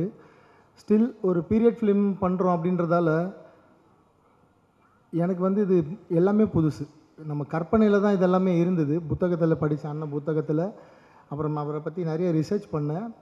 நான் சொல்கிறேன் இந்த படம் பண்ணுறதுக்கு காரணமே தான் சொல்கிறேன். பட் இப்படி இவங்களோட மேன் பவர் என் கூட சப்போர்ட்டிவாக இல்லைன்னா நான் என்ன தான் பேப்பரில் கொண்டு வந்திருந்தாலும் அதை இவங்க வந்து சேர்த்தாங்க. இவங்க இங்கே நிப்பாட்ட வேண்டிய இன்னும் டிபார்ட்மெண்ட் அசிஸ்டன்ஸ் இருக்காங்க, ஃபோட்டோஃபில் டீம் இருக்காங்க, கிரேன் டிபார்ட்மெண்ட் டீம் இருக்காங்க. இவங்கெல்லாம் என் கூட முதல் படத்துலேருந்து வேலை செய்கிறாங்க. ஸோ இந்த மேன் பவர் எனக்கு வந்து சப்போர்ட் பண்ணலைன்னா இவங்களை யாரையுமே நான் வந்து கம்ஃபர்டபுள் ஜோனில் வச்சு ஒர்க் பண்ணிட முடியாது. ஸோ என்னுடைய டீமுக்கு நான் இந்த இடத்துல மனமார நான் நன்றியை சொல்லிக்கிறேன். இல்லைனா இந்த பட்ஜெட்டில் 31 நாளுக்குள்ளே இப்படி ஒரு படம் கனவுல கூட சாத்தியமில்லை. நான் மறுபடியும் பதிவு பண்ணுறேன். நான் எவ்வளோ ப்ரெஷருக்குள்ளே போயிருக்கேன் இந்த படத்தில் அப்படின்றது எனக்கு தெரியும். ஷூட் பண்ணுறப்ப ஸ்டில் எனக்கு இதில் வந்து பேர் கிடைக்க போகுது. அடுத்த படம் பண்ண போகிறேன். அடுத்த படம் இருக்கலாம், இல்லாமல் இருக்கலாம், அதெல்லாம் அப்புறம். பட் இதில் எனக்கு எவ்வளோ பெரிய பேர் கிடைக்க போகுது, இந்த ட்ரெய்லரில் எனக்கு எவ்வளோ பெரிய பேர் கிடச்சிருக்கு, எம்கோனில் எவ்வளோ பெரிய பேர் கிடச்சிருக்கு எனக்கு தெரியும். பட் எதுவுமே இல்லாமல் இவ்வளோ உழைப்பை போட்டாங்க. அதுக்காக அங்கீகாரம், அதுக்காக நன்றி. இதுக்கப்புறம் ஸ்டார்ட் பண்ணுறேன். எங்கேருந்து ஸ்டார்ட் பண்ணுறது தெரியல. இவ்வளோ பேர் இருக்காங்க, நான் யாரை பற்றி பேசுகிறது, யாரை விடுவேன், எதுவுமே தெரியல. சொல்லிடுறேன். இருந்தாலும் எப்போவுமே ரிச்சர்ட் சார் அவர்கிட்ட தான் ஸ்டார்ட் பண்ணுவேன். அவர் இல்லைன்னா திரௌபதி 2 கண்டிப்பாக ஒர்க் ஆகிருக்காது. ஏன்னா முதல்ல இப்படி ஒரு படம் பண்ணணும், இவ்வளோ பெரிய விஷயத்தை பண்ண போகிறோம். களத்தில் போய் எங்கெங்கே போய் லொக்கேஷன் தேட போகிறோம், யார்கிட்ட போய் நிற்க போகிறோம், எதுவுமே தெரியாது. அவர்கிட்ட போய் சொன்னேன், சார் இப்படி ஒரு விஷயம் இருக்குது, நம்ம பண்ணலாம், அது வந்து திரௌபதி 2 மாறும். ஆனால் நீங்கள் வந்து எப்படி இதுக்கு சப்போர்ட் பண்ண போகிறீங்க தெரில சார். அவ்வளோ மனித உழைப்பு இதுக்கு வந்து தேவைப்படும். நமக்கு நீங்கள் நானும் சேர்ந்தால் நமக்குன்னு ஒரு பட்ஜெட் இவ்வளோ தான் சார் நம்மளோட வெயிட், அதை தான் நம்ம தூக்க முடியும். அதுக்கு மேலே வெயிட்டை நம்ம தூக்குனா 2 பேருக்குமே எலும்பு முறிவு ஏற்படும். அவ்வளோ சுமை தூக்க முடியாது எங்களால். அப்போ இந்த பட்ஜெட்டுக்குள்ளே நம்ம இவ்வளோ பெரிய படம் எப்படி சார் பண்ணலான்னு கேட்டோடனே அவர் கண்ணை மூடின்னு சொல்லிட்டாரு. நம்ம திரௌபதி பண்ணப்போ நான் அவருக்கு சம்பளம் கொடுக்கல, படம் முடிஞ்சதுக்கப்புறம் தான் கொடுத்தேன். இதுலேயும் சொல்லிட்டார், வழக்கம் போல் நான் சம்பளம் வேணாம், நீங்களும் அதே மாதிரி போய் ப்ரொடியூசர்கிட்ட சொல்லிவிட்டு ஒரு ப்ரொடியூசரை பிடிச்சிட்டு வாங்க ஃபஸ்ட்டு நம்ம வந்து ஷூட் போயிடலாம் அப்படின்னு சொல்லிட்டாரு. அந்த வார்த்தை தான் இந்த படம் ஆரம்பிக்கிறதுக்கு முதல் புள்ளி. அதை இப்போ வரைக்கும் சொல்கிறேன், அவர் இன்னும் ₹1 சம்பளம் வாங்கலை இந்த படத்தில். அவ்வளோ பெரிய சப்போர்ட் வந்து பண்ணி கொடுத்துருக்காரு. நான் சொன்னேன் சார், இன்ஜுரிலாம் ஆகும், ஃப்ராக்சர்லாம் ஆகும் சார், ஆனால் அவ்வளோ கஷ்டப்பட வேண்டியது இருக்குது சார், முடி வளர்க்கணும், நீங்கள் வேறு எங்கேயும் போய் நடிக்க முடியாதுன்னு சொன்னேன். அது எல்லாத்தையும் பொறுத்துக்கிட்டு கிட்டத்தட்ட 1 வருஷமாக அந்த முடியை வளர்த்து மலேசியா போய் சிலாத் கலையை கற்றுக்கிட்டு 3-4 மாதம் குதிரை பயிற்சி எடுத்து இந்த படத்தில் வந்து அதுக்காக கத்தி சண்டைலாம் அவர் வந்து ப்ராக்டிஸ் பண்ணி அவ்வளோ பெரிய டெடிகேட்டிவ் ஒரு ஆர்டிஸ்ட் அவர். தமிழ் சினிமாவில் நல்ல நல்ல இயக்குனர்கள் என் மேலே இருக்கிற ஏதோ ஒரு தனிப்பட்ட ஏதாவது என் மேலே ஒரு கோபம் அதெல்லாம் இருந்தால் அதெல்லாம் இல்லாமல் ரிச்சர்ட் சாரை நீங்கள் வந்து நல்ல நல்ல படங்களில் கேஸ்ட் பண்ணணும். இந்த மாதிரி ஒரு ஹீரோ நிச்சயமாக கிடைக்க மாட்டார். அவ்வளோ டவுன் டு எர்த் அண்ட் அவ்வளோ ஆக்டிவான ஒரு ஹீரோ. 16 ஹவர்ஸ் ஒரு நாளைக்கு ஒர்க் பண்ணுறதுக்கு இன்றைக்கி எத்தனை ஹீரோ இருக்காங்க தெரில, அவர் இருக்கார் ரெடியாக. ஸோ 2வது ப்ரொடியூசர் சார், அவர் இல்லைனாலும் இந்த படம் வந்து வாய்ப்பில்லை. ஏன்னா நாங்கள் 2 பேர் சேர்ந்து ஒரு பீரியட் ஃபிலிம் பண்ணுறோன்னு நான் கிட்டத்தட்ட ஒரு 6-7 ப்ரொடியூசர்கிட்ட சொல்லியிருக்கேன். எல்லாருமே வந்து என்ன சொல்லுவாங்கன்னா, சரி பண்ணலாம், ஆனால் ஹீரோ மட்டும் மாற்றிக்கலாமா அப்படின்னா, சார் நாங்கள் 2 பேர் சேர்ந்தால் தான் இந்த படம், இல்லைனா எனக்கு செட் ஆகாது சார், நான் திரௌபதி 2ன்னு இதுக்கு வந்து பண்ண போகிறேன். ஏன்னா அந்த படத்தில் ஒரு கனெக்டோடு தான் இந்த படம் வந்து சேரும். அவங்க இருந்தால் தான் பண்ண முடியும். நான் ப்ரொடியூசர் சில அவாய்ட் பண்ணியிருக்கேன். அப்புறம் ஒரு நாள் எனக்கு ப்ரொடியூசர் சைட்லேருந்து ஒரு கால் வந்தது, இவங்க புது படம் பண்ணுறாங்க, உங்ககிட்ட ஏதாவது உங்களை பார்க்கணுன்னு நினைக்கிறாங்கன்னா போய் சார் ஆஃபீஸில் பார்த்தேன். சாருக்கு ஒரு ஆசை இருந்தது என் கூட படம் பண்ணணுன்னு. அவர் ஒரு லைன் சொன்னார், இந்த மாதிரி ஒரு லைன் இருக்குது சார், நீங்கள் டேரக்ட் பண்ணி தருவீங்களா அப்படின்னு கேட்டார். அப்போ சொன்னேன், இல்லை சார், நாங்கள் ஆல்ரெடி ஒரு ஸ்கிரிப்டை பண்ணி 1 வருஷமாக ஒர்க் பண்ணி ஸ்க்ரீன் ப்ளே பண்ணி ப்ரீ ப்ரொடக்ஷன் வரைக்கும் முடிச்சிட்டேன் சார், நான் ஸ்கிரிப்ட் வேணால் தரேன் அப்படி சொன்னேன். சரி எனக்கு அந்த கதை சொல்வீங்களான்னு கேட்டார். ஏன்னா அவர் ஃபஸ்ட்டு படம் ப்ரொடியூசர்ன்றதால யூஸ்வலாக 5-4 படம் டேரக்ட் பண்ணிட்டா கதைலாம் சொல்ல மாட்டாங்க. என்னை கேட்டார், கதை சொல்வீங்களான்னு. சார் நான் இப்போயே சொல்கிறேன்னு கதை கேட்டார். நான் ஃபுல் கதை சொன்னேன். 3வது நாள் அட்வான்ஸ் போட்டார் ஃபஸ்ட் காப்பியில் படம் பண்ணுறதுக்கு. என்னால் நம்பவே முடியல, யாராவது ஸ்பூஃப் பண்ணுறாங்களா இல்லை ஏமாத்துறாங்களா அப்படின்னு. நிஜமாலே கதை கேட்டால் 3வது நாள் இந்த படத்தை எனக்கு கமிட் பண்ணிட்டார். அங்கே ஆரம்பிச்சது நான் சொன்ன வார்த்தையை அவர்கிட்ட காப்பாற்றுறேன். என்னென்னா, நான் சொன்ன பட்ஜெட்டில் முடிக்க முடியல, கொஞ்சம் பட்ஜெட் எக்ஸ்டெண்ட் ஆகிடுச்சு. அதுக்கு நான் சார்கிட்ட இங்கே மன்னிப்பு கேட்டுக்கிறேன். நான் சொன்னதை விட பட்ஜெட் வந்து ரொம்ப கூட தான் போயிருக்கு. அவருக்கு ரொம்ப மனதைரியம், இவ்வளோ பெரிய பட்ஜெட் இந்த படத்துக்கு பண்ணி இந்த மாதிரி ஒரு ஆடியோ லான்ச்சு. தமிழ் சினிமாவிலே முதல் தயாரிப்பாளர், தொடர்ந்து 2 நாட்கள் தினத்தந்தி பேப்பரில் முழு விளம்பரம் கொடுத்தாரு. அது வந்து அதனால தான் அவர் ரொம்ப எமோஷன் ஆகிட்டார். அதை வந்து பத்திரிகையாளர் அவர் ஃபஸ்ட் டைம்ன்றதால நிச்சயமாக இதெல்லாமே புரிஞ்சுப்பார். அதை ரொம்ப பெரிய விஷயமாக்காமல் எடுத்துக்கோங்க. ஏனானும் தினத்தந்தி பத்திரிகை மனமாற நன்றி சொல்லிக்கிறேன். அவ்வளோ பெரிய கவரேஜ் 2 நாளில் அதை பற்றி எல்லாருமே பேசினாங்க, இண்டஸ்ட்ரியில் ரொம்ப பெருசாக பேசினாங்க. ஸோ தயாரிப்பாளருக்கு இந்த இடத்துல மனமார்ந்த நன்றிகள், அவரோட குடும்பத்திலும் ரொம்ப மனமார்ந்த நன்றிகள். அவங்களும் அவங்களுக்கு பெரிய சப்போர்ட் சாருக்கு, அவங்க மிஸ்ஸஸும். அவங்களும் ஷூட்டிங் ஸ்பாட்டுக்கு வந்து எதுக்கு இவ்வளோ செலவெல்லாம் பண்ணுறீங்க அப்படிலாம் கேட்காம அவங்களும் இந்த படத்தை ரசித்து ஷூட்டிங் ஸ்பாட்டில் பார்த்தாங்க. ஸோ தயாரிப்பாளருக்கும் மிகப்பெரிய நன்றி. அவரோட டீம் அவ்வளோ நல்ல டீம். அவங்கெல்லாம் சேர்ந்து உழைப்பு தான் சார் இந்த படம் பண்ணார். ஸோ இந்த நேரத்தில் அவங்க டீம் இருக்காங்க, நான் அவங்களுக்கும் இந்த நன்றியை சொல்லிக்கிறேன். சார் பேசி முடிச்சிடுறேன் சார்.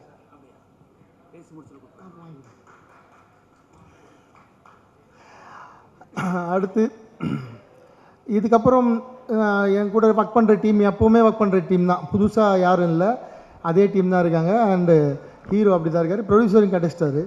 ஸோ முக்கியமான ஒரு கேரக்டர் இருக்குது படத்தில். யாருன்னா கேமராமேன். என்னென்னா, நான் ரொம்ப ராவாக ரொம்ப டார்க்காக படம் எடுக்கிற டைரக்டர். ஸோ எனக்கு இந்த படம் வந்து அப்படி ப்ரெசென்ட் பண்ண விருப்பம் இல்லை. ஏன்னா யூஸ்வலாக பீரியட் ஃபிலிம்னால் அப்படி தான் இருக்கும். பட் நான் கொஞ்சம் இந்த படத்தை வந்து கலர்ஃபுல்லாக பண்ணணும் அப்படின்னு ஆசைப்பட்டேன். ஹர்கரான்னு ஒரு படம் நான் பார்த்தேன். அதில் அந்த பீரியட் ஃபிலிம் வந்து ரொம்ப பட்ஜெட்டில் அவ்வளோ குவாலிட்டியாக பண்ணியிருந்தார். ஸோ அவர் யூஎஸில் இருந்தார். அப்போ சார், நான் நாராயணன் சார் இருக்கார், அவர்கிட்ட தான் ஒரு நம்பரை தேடி கண்டுபிடிச்சி சொல்லி வாங்கி ஃபோனில் தான் பேசினேன். நான் நேர்லேயே பார்க்காம கமிட் பண்ணேன் கேமராமேனை. இதுதான் ஃபோன்லேயே பேசி அவர் கேரக்டர் எனக்கு புரிச்சு, நேர்லேயே பார்க்கல. ஷூட்டுக்கு ஒரு மாதத்துக்கு முன்னாடி தான் சார் வந்து இந்த குரூவில் ஜாயின் பண்ணார். அப்போ தான் அவர் முத பார்க்குறேன். வரத்துக்கு முன்னாடியே அட்வான்ஸ் போட்டேன். நான் கேமராமேனை பார்க்காமலே இந்த படத்துக்கு வந்து அட்வான்ஸ் போட்டேன். நட்டி என்ன சிரிக்கிறாங்க, இதெல்லாம் எப்போ சாத்தியம், நிஜமாக அப்படி தான் நடந்தது. ஆனால் அவர் வந்ததுக்கப்புறம் நாங்கள் வந்து இந்த லொக்கேஷன்ஸ் எல்லாம் தேடி, அவர் அதிகம்லாம் பேச மாட்டார், பட் அவ்வளோ ஜீனியஸ், அவ்வளோ நாலேஜ், அவ்வளோ ஸ்பீடு. நான் 31 நாளில் உழைச்சிடலாம். நான் வந்து கையில் காஸ்டியூம் இருக்குது, ஸ்கிரிப்ட் இருக்குது, ஆர்டிஸ்ட் இருக்காங்க. பட் அந்த லைட் பண்ணணும், நான் அந்த கன்சிஸ்டன்சி மெயின்டைன் பண்ணணும், அதில் ஒரு விஷயம் அவர் வந்து வாங்கணும். அவங்க ஒரு உழைப்பு கிடைச்சது தான் அந்த அப்ளாஸ். ஸோ கேமராமேன் சாருக்கு அவ்வளோ பெரிய நன்றிகள் இந்த இடத்துல. அதுக்கு ஈக்குவலான அதெல்லாமே அவங்க ஃப்ரெண்ட்ஸ். ஸோ அதுக்கு ஈக்குவலான ஒருத்தர் மனுஷனோட உழைப்பு இருக்குது. அவர் வந்து ஆர்ட் டைரக்டர். ஸோ என் கூட போன படம் கமல் சார் வந்து பகாசுரன் ஒர்க் பண்ணியிருந்தார். ஸோ பகாசுரனில் நாங்கள் எங்களுக்குள்ளே ஏற்பட்ட நல்ல நட்பு. இந்த படத்தில் வந்து அவர் ரொம்ப ஈஸியாக மெனக்கெடாமல் ஒர்க் பண்ணிவிட்டு ட்ரெய்லர் பார்த்துட்டு நான் தான் இந்த படத்துக்கு ஆர்ட் டைரக்டரான்னு ஃபோன் பண்ணி கேட்டார். ஏன்னா நாங்கள் விஎஃப்எக்ஸ் வந்து இந்த படத்தில் வந்து அவ்வளோ சேர்த்துருக்கோம். உங்களுக்கு ட்ரெய்லரில் சில ஷாட்ஸ்லாம் விஎஃப்எக்ஸ் கொஞ்சம் சுமாராக இருக்குது அப்படின்னு சொன்னீங்க. அந்த ஒரு ஷாட் தான் உங்களுக்கு தெரிஞ்சு. அது இல்லாமல் நிறைய விஎஃப்எக்ஸ் பண்ணியிருக்காங்க லைட்ஸ் ஆன் மீடியா. ரொம்ப ரொம்ப சந்தோஷம் அந்த கம்பெனிக்கு. வெங்கி சார் ஒர்க் பண்ணியிருக்காரு அண்டு சுந்தர் சார் இருக்கார். அவங்களோட ஒர்க். அதனால தான் ஆர்ட் டைரக்டர் வந்து அப்படி ஒரு விஷயம் கேட்டார், இது நம்ம தான் ஒர்க் பண்ணோமான்னு. அவங்களும் ஒரு நாள் ஷூட்டிங் ஸ்பாட்டில் இருந்து ரொம்ப பிளான்டாக டெக்னிக்கலாக பண்ண ஒரு படம் இன் கன்ஸ்டெயின்ட் பட்ஜெட்.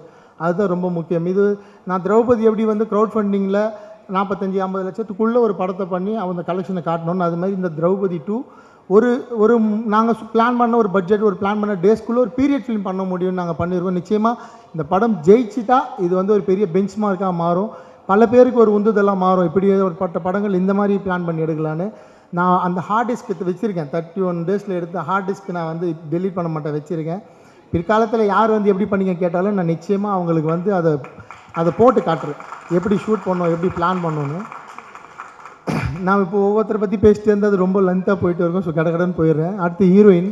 ஒரு 25 ஹீரோயின் சும்மா தேடி பார்த்துட்டு நான் நினைக்கிற மாதிரி ஒரு முகம் வேணும். திரௌபதி 1 அப்படி இருந்தாங்க அந்த ஹீரோயின். அவங்க வந்து அந்த கதாபாத்திரத்துக்கு அவ்வளோ ஃபிட்டாக இருந்தாங்க.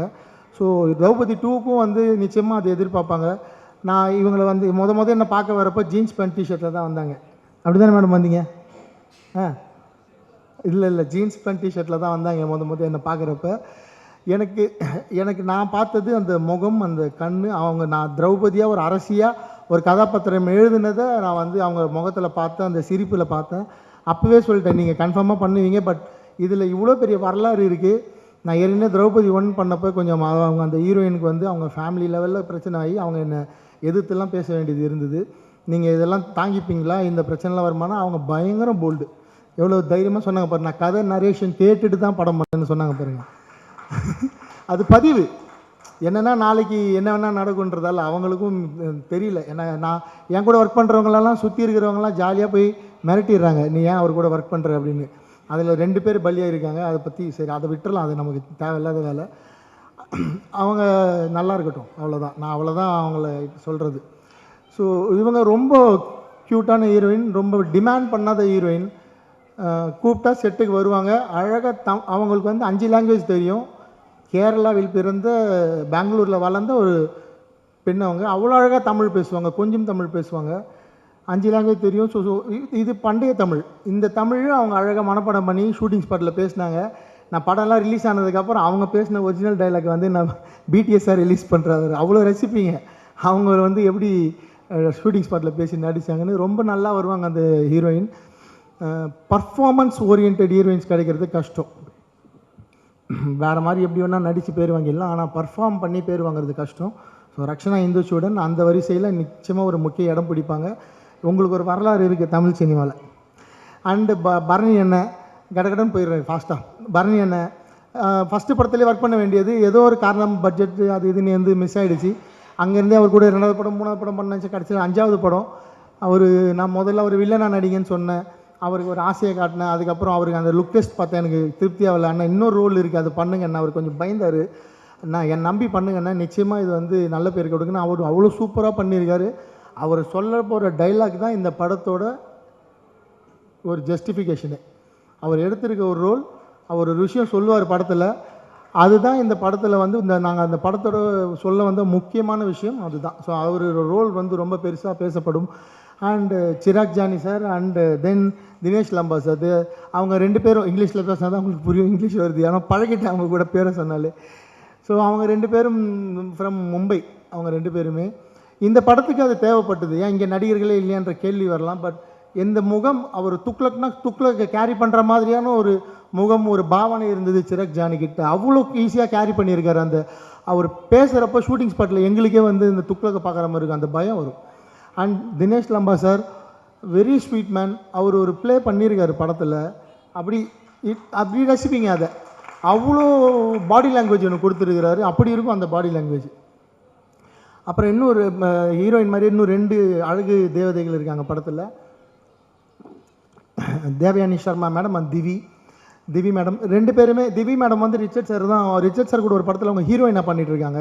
நாங்கள் இப்படி ஒரு படம் பண்ணுறோன்னு தெரிஞ்சது உடனே, நான் ஹீரோயினாக பண்ணாலும் பரவாயில்ல சார், எனக்கு வந்து ஒரு பீரியட் ஃபிலிமில் இப்படி ஒரு காஸ்டியூமில் நான் வரணும், சரி என்னை எப்படியாவது உள்ளே கொண்டு வாங்க அப்படின்னு சொல்லி சண்டை போட்டு உள்ளே வந்துட்டாங்க. நான் சொன்னேன், நீங்கள் ஹீரோயினாக ஒர்க் பண்ணுறீங்க மேடம், வேண்டாம் இந்த ரோல் அப்படின்னு சொன்னேன். பட் வந்தாங்க. பட் அவங்களுக்காக நான் அந்த ரோலை எக்ஸ்டெண்ட் பண்ணிக்கிட்டேன், பெருசாக்கிட்டேன். ஐ டெவலப்ட் யுவர் கேரக்டர். ஸோ அவங்க பேசுகிற வசனங்களும் அவங்க படத்தில் ஒரு முக்கியமான இடத்துல ஒரு திருப்பத்தை ஏற்படுத்துவாங்க. அதுவுமே அவங்க அவ்வளோ அழகாக, அவங்களுக்கு தமிழ் தெரியாது, தெலுங்கு தான் அவங்க. ஆனால் தமிழை புரிஞ்சிக்கிட்டு தமிழில் தான் அந்த சீன் நடித்தாங்க. அவ்வளோ கஷ்டப்பட்டு அதுக்கு தான் அவங்க வந்துட்டு தேங்க்ஸ் சொன்னாங்க என்னோடய கோ டைரக்டருக்கு. அண்ட் தேவயானி சர்மா மேடம், அவங்களும் மகாராஷ்டிரா, மும்பை. அவங்க வந்து துக்ளக்கோட ஒய்ஃப் பண்ணுறாங்க அவங்க அந்த கேரக்டரு. இப்போ அவங்களுக்கு அந்த லுக்கு வேணும். நான் அந்த மாதிரி ஒரு ராணி, ஒரு ஒரு துருக்கியிலேருந்து வந்த ஒரு பெண் அப்படின்னு காட்டணுன்னா அந்த லுக்கு வேணும். அந்த லுக்கு வந்து நம்ம எங்கெங்கேயோ தேடி பார்த்தா தமிழ்நாட்டில் யாராவது இருக்காங்களான்னு கிடைக்கவே இல்லை. அவங்க வந்து நான் இன்ஸ்டாகிராமில் தான் பார்த்து அப்புறம் அவங்கள காண்டாக்ட் பண்ணி லுக் டெஸ்ட் பண்ணேன். அவ்வளோ பியூட்டிஃபுல்லாக இருந்தாங்க. இன்றைக்கி தமிழ் சினிமாவில் ஒரு எம்டியான இடம் இருக்குது. இந்த மாதிரியான ஒரு அழகிய உடல்வாகு கொண்ட ஒரு கதை, ஒரு ஹீரோயின், ஒரு கேரக்டர் ரோல் பண்ணுறதுக்கு நிச்சயமாக Devayani Sharma fill that space. அவங்கள நிறைய டேரக்டர்ஸ் யூஸ் பண்ணிக்கோங்க. Very comfortable, very quality artist, ரொம்ப குவாலிட்டியாக ஒர்க் பண்ணக்கூடிய வெரி கம்ஃபர்டபுளான artist. And Natty sir finally நான் பகாசுரன் பண்ணுறப்ப நட்டி சார் கிட்ட சொல்லிட்டேன், நட்டி சார் நம்ம வந்து அடுத்த படம் வந்து ஒரு ஒர்க் பண்ண போகிறோம், என்ன பண்ண போகிறேன்னு தெரியல. அடுத்த படம் நான் ஏதோ 3 ஸ்கிரிப்ட் எழுதியிருக்கேன் சார், நீங்கள் எப்படியாவது அதுக்குள்ளே வந்து பண்ணிவிடுங்க. நான் நட்டி சாருக்கு ஒரு சின்ன மிஸ்டேக் பண்ணேன் பகாசுரனில். நான் அப்போயே சொன்னேன் அதை, சார் மன்னிச்சிருங்க. நான் அதனால அப்போயே சொன்னேன், சார் நான் வந்து கண்டிப்பாக அடுத்த படம் வந்து நான் அதை காம்பன்சேட் பண்ணிக்கிறேன் சார் அப்படின்னு. அவர் எனக்கு அண்ணன் மாதிரி, கூட பிறந்தவர் மாதிரி. நான் ரொம்ப உரிமையாக பேசலாம் நட்டி அண்ணன் கூட, என்ன வேணாலும் பேசலாம், டிஸ்கஸ் பண்ணலாம், டவுட்ஸ் கேட்கலாம். அப்போ நான் இவர்கிட்ட போயிட்டு, அண்ணா நீங்கள் வல்லால மகாராஜ் ஏஐயில் வந்து ஒரு இமேஜ் பண்ணி கொண்டு போய் காட்டினேன், டேய் என்னடா இப்படி மாற்றி வச்சுருக்கேன் என்ன அப்படின்னாரு. ஆனால் அண்ணன் வந்து ஒரு தோரணையை வந்து கடைப்பிடிச்சார். சிவாஜி சார் எப்படி ஒரு கம்பீரமாக இருப்பார், அந்த ட்ரெஸ் போட்டால், அந்த டைலாக் டெலிவரி சொல்கிறப்ப அந்த மாதிரி ஒரு பாடி லாங்குவேஜை, ஒரு தோரணையை வந்து எடுத்துக்கிட்டு அவர் டைலாக் டெலிவரி ஸ்பீடாக, அவருக்கு பிடிச்ச ஒரு பெரிய ஆக்டர் இருக்கார் நம்ம தமிழ் சினிமாவில், சூப்பர் ஸ்டார். அவரோட பாடி லாங்குவேஜை, சிவாஜி சாரோட பாடி லாங்குவேஜ் எடுத்துக்கிட்டு டைலாக் டெலிவரியில் சூப்பர் ஸ்டார் எடுத்துக்கிட்டார். அது பார்க்க அவ்வளோ சூப்பராக இருந்தது. ஆனால் ரொம்ப ஸ்பீடாக போகிறீங்கன்னு, இந்த கேரக்டருக்கு வயசு 80ன்னு அப்படின்னா, 80 நான் படித்தேன் வல்லாளரை பற்றி. 80 வயசுலேயே அந்த மனுஷன் பேரரசாக அப்படி தாண்டா இருந்திருக்கான், சண்டை போட்டிருக்காண்டா 80 வயசில் போய், நம்ம இப்படியே பண்ணலாம் கரெக்டாக இருக்குன்னு சொல்லி அந்த கேரக்டருக்கு அவ்வளோ பெரிய ஜஸ்டிஃபிகேஷன் கொடுத்தாரு. நிச்சயமாக நட்டி அண்ணன் பண்ணியிருக்க ரோலில் இது வரைக்கும் நடிச்சிருக்காரு. அவர் கதாநாயகன் நடிச்சிருக்காரு, முக்கியமான ரோலில் நடிச்சிருக்காரு, வில்லனாக பண்ணியிருக்காரு. இந்த கதாபாத்திரம் நட்டி அண்ணனோட லைஃப்பில் ஒரு பெரிய மணிமகுடமாக இருக்கும். அவர் அப்படி ப்ரெசென்ட் பண்ணியிருக்காரு அந்த ரோலை. நாங்கள் வந்து ரிச்சர்ட் சார் ஹீரோ அப்படின்னு சொன்னாலும் அதுக்கு ஈக்குவலான ஒரு கதாபாத்திரம் இன்னொரு ஹீரோ தான் நட்டி அண்ணன் இந்த படத்தில்.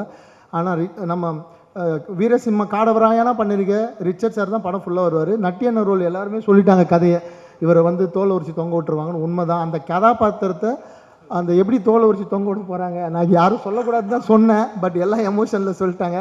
சரி, அது எப்படி சும்மா பண்ணியிருக்கோம், ஜாலியாக பாருங்கள்.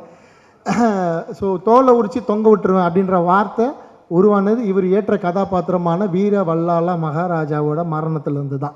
இன்றைக்கி வரைக்கும் நம்ம அந்த வார்த்தையை பயன்படுத்துகிறோம். அதை பார்க்க போகிறீங்க, திரையரங்களை தெரிஞ்சுக்க போகிறீங்க. ஸோ கிட்டத்தட்ட ஃபஸ்ட் ரோல் இருக்குது, எல்லோரும் பற்றி பேசிட்டேன். அண்டு ஃபினிஷ் தானே. அண்டு வேலராமமூர்த்தி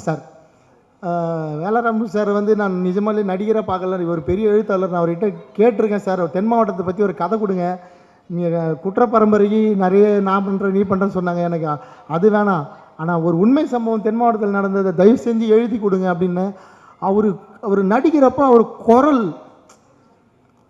அதை எப்படி அவர் வந்து அது இவ்வளோ நாளாக வந்து தாங்கி பிடிச்சின்னு இருக்கார் தெரியல. அப்படியே ஒரு டெலிவரி இருக்கிறப்ப ஒரு சிங்கம் கர்ஜிக்கிற மாதிரி இருக்கும். அவர் ரீடேக்கே கேட்க மனசு வராது, கரெக்ஷனே சொல்ல மனசு வராது. அவர் ஒன் மோர் போலாண்டா அப்படின்றவர். அவர் நான் ரொம்ப பிடிச்ச ஒரு எழுத்தாளர். அவர் ரொம்ப இயல்பான ஒரு மனிதர். அடுத்தவங்களை பாராட்டுற எழுத்தாளர்கள் ரொம்ப கம்மி. ரொம்ப மிகச்சிறந்த ஒரு மனிதர்.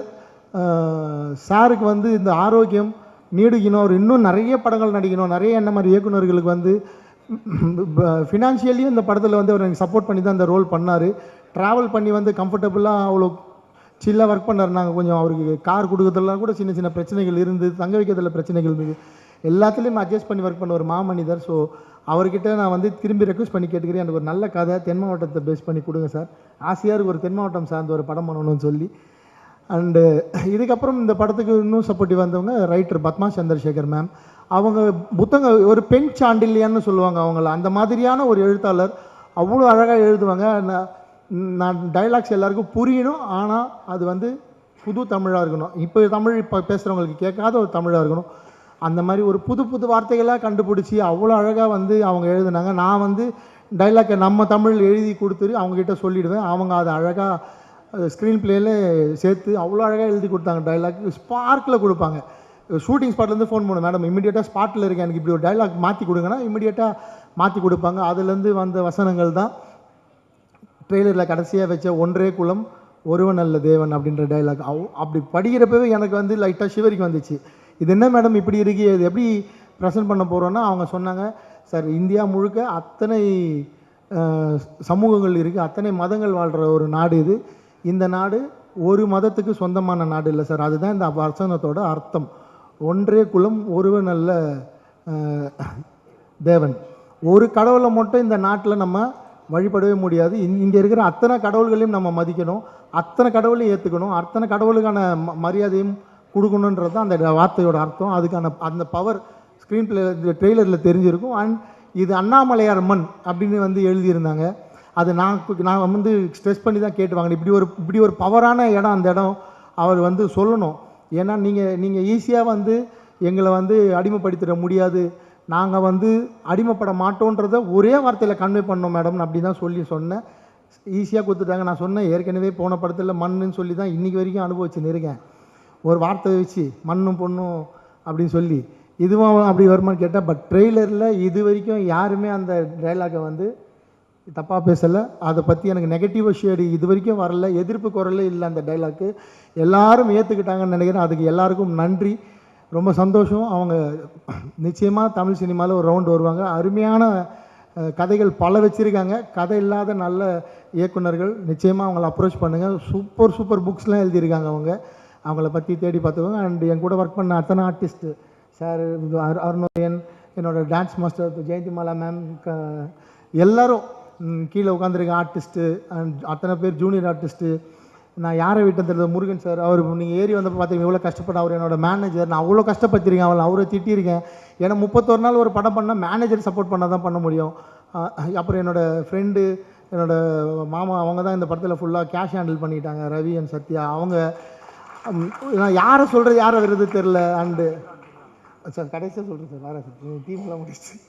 அண்ட் அப்புறம் வந்து ஆடியோ கம்பெனிலேருந்து எனக்கு சப்போர்ட் பண்ண முருகன் சார், எனக்கு திரௌபதியிலேருந்து பகாசுரன்லேருந்து இப்போ வரைக்கும் லகரி வந்து என் கூடவே இருக்காங்க அவங்க. அப்புறம் நாராயணன் சார், அவர் ஃப்ரம் த பிகினிங்லேருந்து கூட வந்து இந்த இவ்வளோ பண்ணால் தான் பிஸ்னஸ் வரும் அப்படின்னு சொல்லி கொடுக்குறதாகட்டும். அப்புறம் என் வீட்டில் அவங்க ஷூட்டிங் ஸ்பாட்லேயே என் கூட வந்துடுவாங்க. என் பொண்ணு அவள் தான் எனக்கு பெரிய எனர்ஜிட்டு. அன்றைக்கி என் ஒய்ஃபு என் பொண்ணும் கூடவே இருப்பாங்க ஷூட்டிங் ஸ்பாட்டில். எந்த டேரக்டர் அப்படி வச்சுப்பாங்களா தெரியல, என் கூடவே இருப்பாங்க அவங்க ஷூட்டிங் ஸ்பாட் ஃபுல்லாகவே. ஸோ இப்படி தான் இந்த படம் வந்து நாங்கள் ஒரு ஃபேமிலியாக ஒரு பிக்னிக் மாதிரி, ஒரு ப்ரொடியூசருக்கு கூட கோவம் வந்துருக்கு, என்னடா நீங்கள் டூர் மாதிரி இருக்கீங்க, 16 மணி நேரம் வேலை செஞ்சாலும் எல்லாம் விளையாட்டு பசங்க மாதிரி விளையாடி நிறீங்க, ஆனால் வேலை நடந்துகிட்டே இருக்கும். அப்புறம் இந்த நேரத்தில் வந்து மும்பையில் எங்களுக்காக அவ்வளோ உதவி பண்ண அங்கே இருக்கிற சட்டமன்ற உறுப்பினர் அண்ணன் கேப்டன் தமிழ்ச்செல்வன் அண்ணன் அவர்களுக்கும், அவருடைய சகோதரர் இங்கே வந்த அண்ணன் மோகன் அவர்களுக்கும், கராத்த முருகன் அவர்களுக்கும் நன்றி. அவங்க வந்து எங்களுக்கு அவ்வளோ சப்போர்ட் பண்ணாங்க அங்கே. அப்புறம் அங்கேருந்து ஒர்க் பண்ண லைட்மேன் அவ்வளோ ஸ்பீடாக அவ்வளோ எனர்ஜியாக எல்லாருமே அந்த இடத்துல தான் நின்று வேலை செய்யணும். ஸோ மும்பையிலேருந்து எங்கள் கூட ஒர்க் பண்ண அத்தனை டெக்னீஷியனுக்கும் நான் இந்த நேரத்தில் என்னோடய நன்றியை சொல்லிக்கிறேன். ஸோ இதோட நன்றி முடிஞ்சிருது. நான் எல்லாருக்கும் நன்றி சொல்லிட்டு நினைக்கிறேன். அந்த எங்களுக்காக காம்பேரிங் பண்ண மேடம்க்கும் இந்த டைமில் நன்றி. ஸோ இப்போ கண்டென்ட்குள்ளே வந்துடுறேன் சார். இந்த கண்டென்ட் முடிச்சிடுறேன் சார், இன்னும் மெயின் கண்டென்ட் போகிறோம் சார். இப்போ தான் இன்னும் 5 நிமிஷம் தான் முடிச்சிடுறேன். எல்லோரும் வீட்டுக்கு போகணும் சொல்லிடுறேன். எதுக்காக இந்த படம் அப்படின்னு நான் வந்து பண்ணணும், நான் வேறு கதை தான் பண்ணலான்னு வச்சுருந்தேன். ஒரு சிமெண்ட் ஃபேக்ட்ரியால் ஒரு ஊர் எப்படி பாதிக்கப்படுது அப்படின்றது அரியலூர் மாவட்டத்தை பற்றி படம் எடுக்கணும் தான் நாங்கள் வந்து ஸ்கிரிப்ட் பண்ணோம். அது வந்து பண்ணணும்னு முடிவு பண்ணியிருக்கப்போ நான் எனக்கு வந்து காசி போகிறதுக்கான ஒரு வாய்ப்பு கிடச்சிது. காசி விஸ்வநாதர் கோயில் வாரணாசி போனேன். வாரணாசி போய் நான் அதான் ஃபஸ்ட் டைம் போகிறேன். எனக்கு அதுக்கு முன்னாடி அதை பற்றி தெரியாது. காசி தமிழ் சங்கம் மூலயமா நான் கெஸ்ட்டாக அங்கே போகிறேன். போய் எனக்கு வந்து நான் வந்து பெரிய சிவபக்தன், என்னை பார்க்குறவங்களுக்கு தெரியும். சாமி கும்பிட போயிட்டு சாமியெல்லாம் கும்பிட்டு கோவிலை சுற்றி வரப்போ கோயிலில் ஒரு நந்தி இருக்குது. அந்த நந்தி வந்து நந்தி மட்டும்தான் இருக்குது. நந்தியை ஃபேஸ் பண்ணுற இடம் கேட் போட்டு மூடி இருக்குது. அந்த நந்தி எதை ஃபேஸ் பண்ணியிருக்குன்னா அந்த பக்கம் வந்து நம்ம கூட வாழ்கிற இஸ்லாமிய மக்கள் வழிபடுற மசூதி, ஞானவாபி மசூதி. ஸோ எனக்கு வந்து மிகப்பெரிய ஷாக். உலகமே புனித ஸ்தலமாக நம்ம வீட்டில் யாராவது முன்னோர்கள் பெரியவர்கள் இறந்தாங்கன்னா நம்ம திதி கொடுக்கறதுக்கு போகிறோம். அவ்வளோ பெரிய காசி, அப்படி தான் கேள்விப்பட்டிருக்கேன். காசிக்கு இந்த வயசில் போகவே கூடாதுன்னா வீட்டில் மிரட்டுறாங்க. அந்த மாதிரியான இந்த மதத்துக்கு சொந்தமான அந்த மாதிரி ஒரு புனித ஸ்தலமில் நந்தி பார்க்குற டைரக்ஷனில் ஞானவாபி மசூதி இருக்குது. இது என்ன அரசியல், இது எப்படி, இது ரெண்டும் பக்கத்தில் இருக்குது, இவங்களும் எப்படி இவ்வளோ ஒத்துமையாக இருக்காங்க, இதுக்குள்ளே என்ன வரலாறு இருக்குதுன்னு கேட்குறப்ப தான் அங்கே அவுரங்கசீப் வந்து அந்த பீரியடில் எப்படி வந்து அந்த கோவிலோட இடத்துல வந்து ஒரு மசூதியை உருவாக்கினார்ன்ற வரலாறு வந்து படிக்க முடிஞ்சுது. அதை படிக்கிறப்ப நான் வந்து இது இங்கே தான் நடந்திருக்கு போல், நமக்கு அதெல்லாம் தெரியாதுன்னு சொல்லிவிட்டு அப்புறமேட்டா நான் வந்து அதை பற்றி கூகுள் பண்ணேன். அதை கூகுள் பண்ணுறப்ப அது வந்து தமிழ்நாட்டையும் கனெக்ட் ஆகுது. ஏன்னா நான் வந்து பத்மாவதி படம் பார்த்துருக்கேன். பத்மாவதி படம் பார்த்தப்போ அதில் வந்து அலாவுதீன் கில்ஜி மாலிக் கஃபூர் பற்றி படிச்சிருக்கேன். நான் கூகுள் பண்ணுறப்ப மாலிக் கஃபூர் பற்றின சொல்கிறேன் சார், லாஸ்ட்டாக சொல்கிறேன் மியூசிக் டைரக்டர். கூகுள் பண்ணுறப்ப அது கனெக்ட் இருக்குது சார், அதனால தான் சொல்கிறேன். நான் கூகுள் பண்ணுறப்ப எனக்கு வந்து மாலிக் கஃபூர் பற்றி படிக்க வருது. மாலிக் கஃபூர் பற்றி படித்தா மாலிக் கஃபூர் வந்து வட இந்தியாவில் மட்டும் பிரச்சனை பண்ணாமல் அவர் வந்து நம்ம சவுத் இந்தியாவிலையும் பிரச்சனை பண்ணியிருக்காரு. மதுரையில் வந்து படையெடுத்திருக்காரு. மதுரை கோவிலில் வந்து கொள்ளையடிச்சிட்டு போயிருக்காரு. அவர் வந்து அந்த மதுரை கோவிலை கொள்ளையடிக்க அவர் வந்து இங்கே வழிகாட்டுறதுக்கு யாரை வந்து பிணை கைதியாக வந்து கூப்பிட்டு போகிறாரு, யாரை வந்து வழிகாட்டியாக வந்து மிரட்டி இட்டு போகிறாருன்னா வல்லால மகாராஜா, கரெக்டு தானே, வீர வல்லால மகாராஜாவை அவர் வந்து வழிகாட்டியாக கூப்பிட்டு போகிறாரு. இது யாரா வீர வல்லால மகாராஜா? எனக்கு அதுக்கு முன்னாடி ஒய்சால மன்னர்கள்லாம் சும்மா தெரியும், நான் படிச்சிருக்கேன். நான் ஹிஸ்ட்ரியில் நிறைய இந்த ராஜராஜ சோழன் ரொம்ப பிடிக்கிறதால. ஸோ இந்த வீர வல்லால மகாராஜா யாருன்னு பார்த்தா அண்ணன் வந்து அதை பற்றி புக் எழுதியிருந்தார். அப்புறம் அண்ணனுக்கு ஃபோன் பண்ணி இது என்னென்னா நம்ம ஊரில் இந்த மாதிரி நடந்திருக்கா, நம்ம ஊரில் இந்த மாதிரி பிரச்சனைகள்லாம் இருக்கான்னு கேட்டால் அப்போது தான் எனக்கு இந்த கதையை சொல்லி இந்த புத்தகத்தை படிக்க சொன்னார். நான் அந்த புத்தகத்தை படித்த உடனே இதுதான் நம்ம பண்ண வேண்டிய படம், இதுதான் வந்து அடுத்த படமாக நம்ம பண்ணணும், இது எத்தனை வருஷம் ஆனாலும் பரவாயில்ல, நம்ம வந்து இந்த கதையை முடிப்போம்னு சொல்லி நான் வந்து ஒரு ஒன்லைன் ரெடி பண்ணி அது வந்து எடுத்துகிட்டு 2 வருஷமாக ப்ரொடியூசர் தேடி எனக்கு கிடைச்சவர் தான் சண்முகம் சார். எப்போ வந்து எனக்கு இந்த படம் வந்து ரொம்ப பெரிய நம்பிக்கை கொடுத்ததுன்னா சாவா படம் வந்து ரிலீஸ் ஆச்சு. சாவா படம் பார்க்குறப்ப எனக்கு வந்து நாங்கள் ஷூட் போகிறதுக்கு முன்னாடியே சாவா ரிலீஸ் ஆகிடுச்சு. சாவா படம் விஷுவல்ஸ் எல்லாம் பார்த்தோன்னே எனக்கு வந்து ஒரு மிகப்பெரிய நம்பிக்கை வந்துருச்சு. இந்த படம் வந்து நிச்சயமாக தமிழ்நாட்டில் பெரிய அரசியலை பேசாது, எதிர்ப்பு அரசியல் வராது. ஏன்னா சாவா படத்துக்கு மியூசிக் டைரக்டர் யாருன்னு உங்கள் எல்லாருக்கும் தெரியும். ஸோ அப்படி ஒரு வரலாறை சொல்கிறப்ப அவங்க ரஹ்மான் சாரே அதில் ஒர்க் பண்ணுறாங்கன்றப்ப நம்ம தைரியமாக இந்த படம் பண்ணலாம். அந்த தைரியத்தோடு தான் நான் போய் ஜிப்ரான் சாரை போயிட்டு இந்த கதை சொன்னேன். ஸோ ஜிப்ரான் சார்கிட்ட நான் போய் இந்த கதை சொல்லி முடிக்கிறப்ப, ஏன்னா உங்களுக்கு அவர் ஜிப்ரான் சாரை பற்றி தெரிஞ்சிருக்கும். ஸோ நான் போய் ஜிப்ரான் சார்கிட்ட பிஜிஎம்காக தான் நான் வந்து ஜிப்ரான் சார்கிட்ட போகிறேன் இந்த கதைக்கு. அவர்கிட்ட நான் கதை சொல்லி முடித்த உடனே அவர் வந்து என்னை நீ இப்போ சொன்னால் அதே மாதிரி தான் பார்க்குறாரு. நீங்கள் இப்படி தான் சார் இருப்பீங்களா, நான் வந்து உங்களை வேறு மாதிரி கற்பனை பண்ணி வச்சுருந்தேன், பயங்கரமாக உங்களை பார்த்தாலே பயமாக இருக்குலாம் சொல்கிறாங்க, நீங்கள் இப்படி பேசுகிறீங்களே சார். என்ன சார், அதெல்லாம் மீடியாவும் எனக்கு கொடுத்த பிம்பம், இந்த உலகம் எனக்கு கொடுத்த பிம்பம் சார். நான் ராயபுரத்தில் வாழ்கிற ஒரு சாதாரண சாமானியன் சார். நான் இவ்வளோதான், மோகன் தான். நான் சினிமாவுக்கு வந்து நான் மோகன்ஜி. அது எனக்கு கொடுத்துருக்கிறது கம்ப்ளீட்டாக வேறு சார். ஏன்னா என் நண்பர்கள் நான் வாழ்கிற பகுதியில் வந்து என்னை பற்றி சுற்றி கேட்டிங்கன்னா நீங்கள் வேறு அந்த ஆள் இவர் இல்லைங்கன்னு சொல்லுவாங்க. ஸோ நீங்கள் கொடுத்துருக்கீங்களே எனக்கு ஒரு அடையாளம், எனக்கு ஒரு பிம்பம், அது நான் இல்லை. ஸோ நான் வந்து எனக்கு மக்களுக்கு தெரியாத ஒரு விஷயம், அது உண்மையான விஷயம், அது ஆத்தென்டிகேட்டட் இருக்குது, அதில் வரலாறு இருக்குது, அதில் என்கிட்ட ப்ரூஃப் இருக்குன்னா நான் தைரியமாக படம் பண்ண இறங்குவேன். அதில் சாவான்னு ஒரு படம் வந்திருக்கு, அதுக்கு ரஹ்மான் சார் மியூசிக் பண்ணிருப்போம். நான் இப்போ ஜிப்ரான் சாரை போய் அப்ரோச் பண்ணேன். ஜிப்ரான் சார் கதை சொல்லி இதையும் சொன்னோன்னே ஜிப்ரான் சார் ஓகே சொல்லிட்டார். ஜிப்ரான் சார் ஓகே சொன்னதுக்கப்புறம் தான் இந்த படம் வந்து அடுத்த லெவலுக்கு போகுது. ஏன்னா ஒரு நல்ல டெக்னீஷியன்ஸ் எல்லாம் சேர்றப்ப என் கேமராமேன் பேச மாட்டார், என் ஆர்ட் டைரக்டர் பேச மாட்டார், என் எடிட்டர் பேச மாட்டார். இப்போ இப்படி டெக்னீஷியன்ஸ் எல்லாம் கூட வச்சுட்டு இவங்களை பவர்ஃபுல்லாக இன்னொருத்தர் பேசவே மாட்டார், அவர் ஜிப்ரான் சார். இவங்க யாருமே பேசவே மாட்டாங்க, ஆனால் அவங்க ஒர்க்கெல்லாம் நான் பயங்கரமாக பேசும். எம்கோனே பாட்டு வந்து சார் 2 டியூன் அனுப்புனார். நான் இந்த டியூனை கன்ஃபார்ம் பண்ணிட்டேன். நான் தான் வந்து சிங்கர் சூஸ் பண்ணேன், நான் தான் லிரிக் ரைட்டரும் சூஸ் பண்ணேன். எனக்கு அவ்வளோ ஃப்ரீடம் கொடுத்தாரு. அது ஏதோ தெரியாதனமாக ஒரு தப்பு பண்ணிவிட்டேன். அதை இப்போ சரியும் பண்ணி பத்மலதா மேடம் பாட வச்சிட்டேன். இப்போ பத்மலதா மேடம் வாய்ஸில் தான் இந்த படம் வந்து தேட்டரில் சாங் வந்து வரப்போகுது. அவங்க தான் இப்போ உங்கள் முன்னாடி அறிமுகம் பண்ணி வச்சேன். நன்றி மேடம், பத்மலதா மேடம், ரொம்ப நன்றி. எங்களுக்கு ஒரு இக்கட்டான சூழலில் நீங்கள் இந்த பாட்டு பாடி கொடுத்ததுக்கு ரொம்ப ரொம்ப நன்றி. அண்ட் ஜிப்ரான் சார் வந்து, சார் நான் வந்து கொஞ்சம் எனக்கு மாஸ் ஆடியன்ஸ் சார், கொஞ்சம் மாஸாக மியூசிக் பண்ணி கொடுங்க சார். இல்லை சார், இது கொஞ்சம் நான் வந்து இன்டர்நேஷ்னல் லெவலில் போகிறேன் சார், கொஞ்சம் எனக்கு ஃப்ரீடம் கொடுங்கன்னு சொன்னார். சார் ஃபுல் ஃப்ரீடம் எடுத்துக்கோங்க சார், எனக்கு கொஞ்சம் மாஸ் மட்டும் அங்கங்கே சேர்த்து கொடுங்க சார்னா. ஸோ ஒரு 50% மாஸ் எலிமெண்ட்ஸும் 50% கிளாஸ் எலிமெண்ட்ஸும் கலந்து இந்த படத்துக்கு ஒரு ரீரெக்கார்டிங் கொடுத்துருக்காரு. நிச்சயமாக பாருங்கள், பல இடங்களில் ரசிப்பீங்க. பல இடங்களில் இது ரொம்ப எமோஷ்னலான படம், ரொம்ப உணர்வு ரீதியான படம். அவ்வளோ அழகாக ஒர்க் பண்ணி கொடுத்துருக்காரு. ஜிப்ரான் சார் ரொம்ப நன்றி. நீங்கள் உள்ளே வந்ததுக்கப்புறம் தான் அந்த ப்ராஜெக்ட் ப்ரொடியூசர் எங்களை நம்பி பெரிய ஃபண்டோட இன்னும் கொஞ்சம் உள்ளே வந்தார். ஸோ இந்த நேரத்தில் உங்களுக்கு ரொம்ப ஸ்பெஷல் தேங்க்ஸ் சொல்லிக்கிறேன். அதனால தான் உங்களை கடைசியாக பேசலாம் அப்படி சொல்லி. அவ்வளோதான். நான் மொத்தமாக ஜிப்ரான் சாரை 4 தடவை மீட் பண்ணியிருப்பேன். நாங்கள் ஒரு 40 தடவை ஃபோனில் பேசியிருப்போம், அவ்வளோதான். அதுக்கு மேலே ஜிப்ரான் சார் அடுத்த படம் பண்ணுறப்ப இப்போ எப்படி மோகன்ஜி கூட ஒர்க் பண்ணீங்கன்னு கேட்காதீங்க தயவு செஞ்சு. ஸோ நான் கண்டென்ட்குள்ளே வந்துடுறேன் மறுபடியும். ஸோ இதுதான் நான் படம் பண்ண காரணம். நான் அந்த காசிக்கு போனேன், அந்த இடத்த பார்த்தேன். அப்புறம் தமிழ்நாட்டில் இப்படி ஒரு வரலாறு இருக்கா பார்த்தேன்.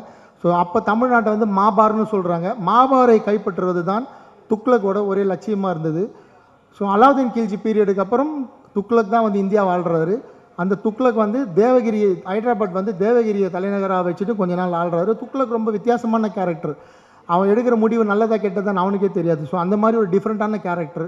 ஸோ அந்த மாதிரி ஒரு கேரக்டர் வில்லனாக கிடைக்கிறப்ப ஆட்டோமேட்டிக்காக அந்த ஹீரோ கேரக்டர் ரொம்ப ஸ்ட்ராங் ஆகிடுது.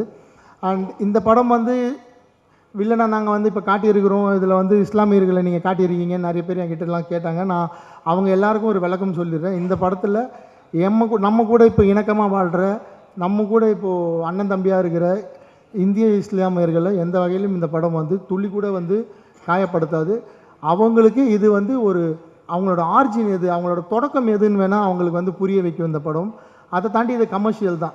நான் ரெக்வஸ்ட் பண்ணி கேட்டுக்கிறது, படம் பார்க்குற பார்வையாளர்களை, இதுக்கப்புறம் படம் பார்க்க போகிற நிறைய பொலிட்டீஷியன்ஸ்லாம் படம் பார்க்க போகிறாங்க, நிறைய இதை பற்றி டிபேட்ஸ் வரப்போகுது. நான் வந்து மீடியா கிட்ட, மக்கள்கிட்ட, படம் பார்க்க போகிற எல்லார்கிட்டையும் கேட்டுக்கிற ஒரே விஷயம், நீங்கள் எப்படி வீரபாண்டிய கட்டபொம்மன், அப்புறம் சிறைச்சாலை, அப்புறம் மதராசப்பட்டினம், இந்த மாதிரி படங்கள்லாம் பிரிட்டிஷை காட்டுறப்ப அவங்கள பிரிட்டிஷாக மட்டும் பார்த்தீங்களோ, அவங்கள வந்து எந்த மதத்தை அடையாளத்திலையும் பார்க்காம பிரிட்டிஷாக மட்டும் பார்த்தீங்களோ, அதே மாதிரி இந்த படத்தை துருக்கியிலேருந்து நம்ம நாட்டை கைப்பிடிக்க வந்து அந்நியர்களாக மட்டும்தான் நீங்கள் பார்க்கணும். அப்படி நினச்சி தான் நான் இந்த ஸ்கிரிப்ட் எழுதியிருக்கேன். அப்படி இந்த தைரியத்தில் தான் நான் இந்த படம் பண்ணியிருக்கேன். நீங்கள் அவங்களுக்கு ஒரு மத அடையாளத்தோடு பார்த்தீங்கன்னா ஏன்னா அவங்க வாழ்க்கை நான் தப்பாக காட்ட முடியாது, அவங்களும் அப்படி தான் வாழ்ந்தாங்க. அவங்களுக்கும் நம்ம கூட வாழ்கிற, நம்ம கூட இருக்கிற இங்கே இருக்க இந்திய இஸ்லாமியர்களும் தமிழ்நாட்டில் இருக்க இஸ்லாமியர்களுக்கும் நிறைய வித்தியாசம் இருக்குது. அதை இந்த படத்தில் சொல்லியிருக்கோம். அது வந்து யாரையும் எந்த வகையிலும் காயப்படுத்தாது. நான் இந்த நேரத்தில் உறுதி கொடுத்துறேன். இது முழுக்க இந்த நாட்டை படையெடுத்து அடிமைப்படுத்த வந்த துருக்கியிலேருந்து வந்தவர்களை பற்றிய கதை. அவங்க தான் இதில் வில்லனாக இருப்பாங்க. 3 வில்லன்கள் இதில். ஒன்று கணேஷ் கௌரங் பற்றி பேசல, சாரி சார், ஒழிஞ்சிட்டீங்க சார், தெரியல. ஸோ அவர் வந்து பல்பானாக நடிச்சிருக்காரு, பல்பான். அவர் தினேஷ் லம்பா சார் கியாசுதீன் தம்கானியா நடிச்சிருக்காரு. அண்ட் சிராக் ஜானி சார் முகபித் பின் துக்ளக்கா பண்ணியிருக்காரு. ஸோ 3 வில்லனுங்க. இவங்களுக்குள்ளே என்ன நடக்க போகுதுன்றது தான் படம். இவங்களை வந்து எப்படி வல்லாளர் ஃபேஸ் பண்ண போகிறாரு, வல்லாளருக்கு அப்புறம் வீரசிம்ம காடவராயன் அவங்களை எப்படி ஃபேஸ் பண்ண போகிறாரு, வீரசிம்ம காடவராயனுக்கு சம்பூரவர் எப்படி ஹெல்ப் பண்ண போகிறாரு, வீரசிம்ம காடவராயனோட அப்பா சரவணன் சுப்பையா சார், அவர் மல்லையனரை பண்ணியிருக்காரு. சரவணன் சுப்பையா சாரை பற்றி பேச மாட்டேன் சார், எங்கே இருக்கீங்க, கிளம்பிட்டாங்க, அதில் சாரி. சரவணன் சுப்பையா சார் இதில் ரிஜத் சாருக்கு அந்த கேரக்டருக்கு ஃபாதராக பண்ணியிருக்காங்க. ஸோ இவங்க எல்லாருக்கும் இந்த கேரக்டர்ஸ்குள்ளே என்ன நடக்குதுன்றது தான் இந்த படம். நாங்கள் வந்து இந்த படத்தை பொங்கல் வெளியீடுன்னு எங்களுக்கு வந்து அது எப்படி அமைஞ்சுது தெரியல. நாங்கள் ஆக்சுவலாக 23ஆம் தேதி ரிலீஸ் பண்ணுறதா இருந்தோம். அன்றைக்கி திடீர்னு தள்ளப்படம் வருதுன்னு சொன்னாங்க. சரி 30ஆம் தேதி போயிடலாம், கொஞ்சம் ஃப்ரீயாக இருக்கும், டிராஃபிக்லாம் வேணாம் சொல்லி 30ஆம் தேதிக்கு பிளான் பண்ணோம். ஏன்னா இந்த படம் 5 மொழியில் நாங்கள் வந்து தயார் பண்ணிட்டோம்.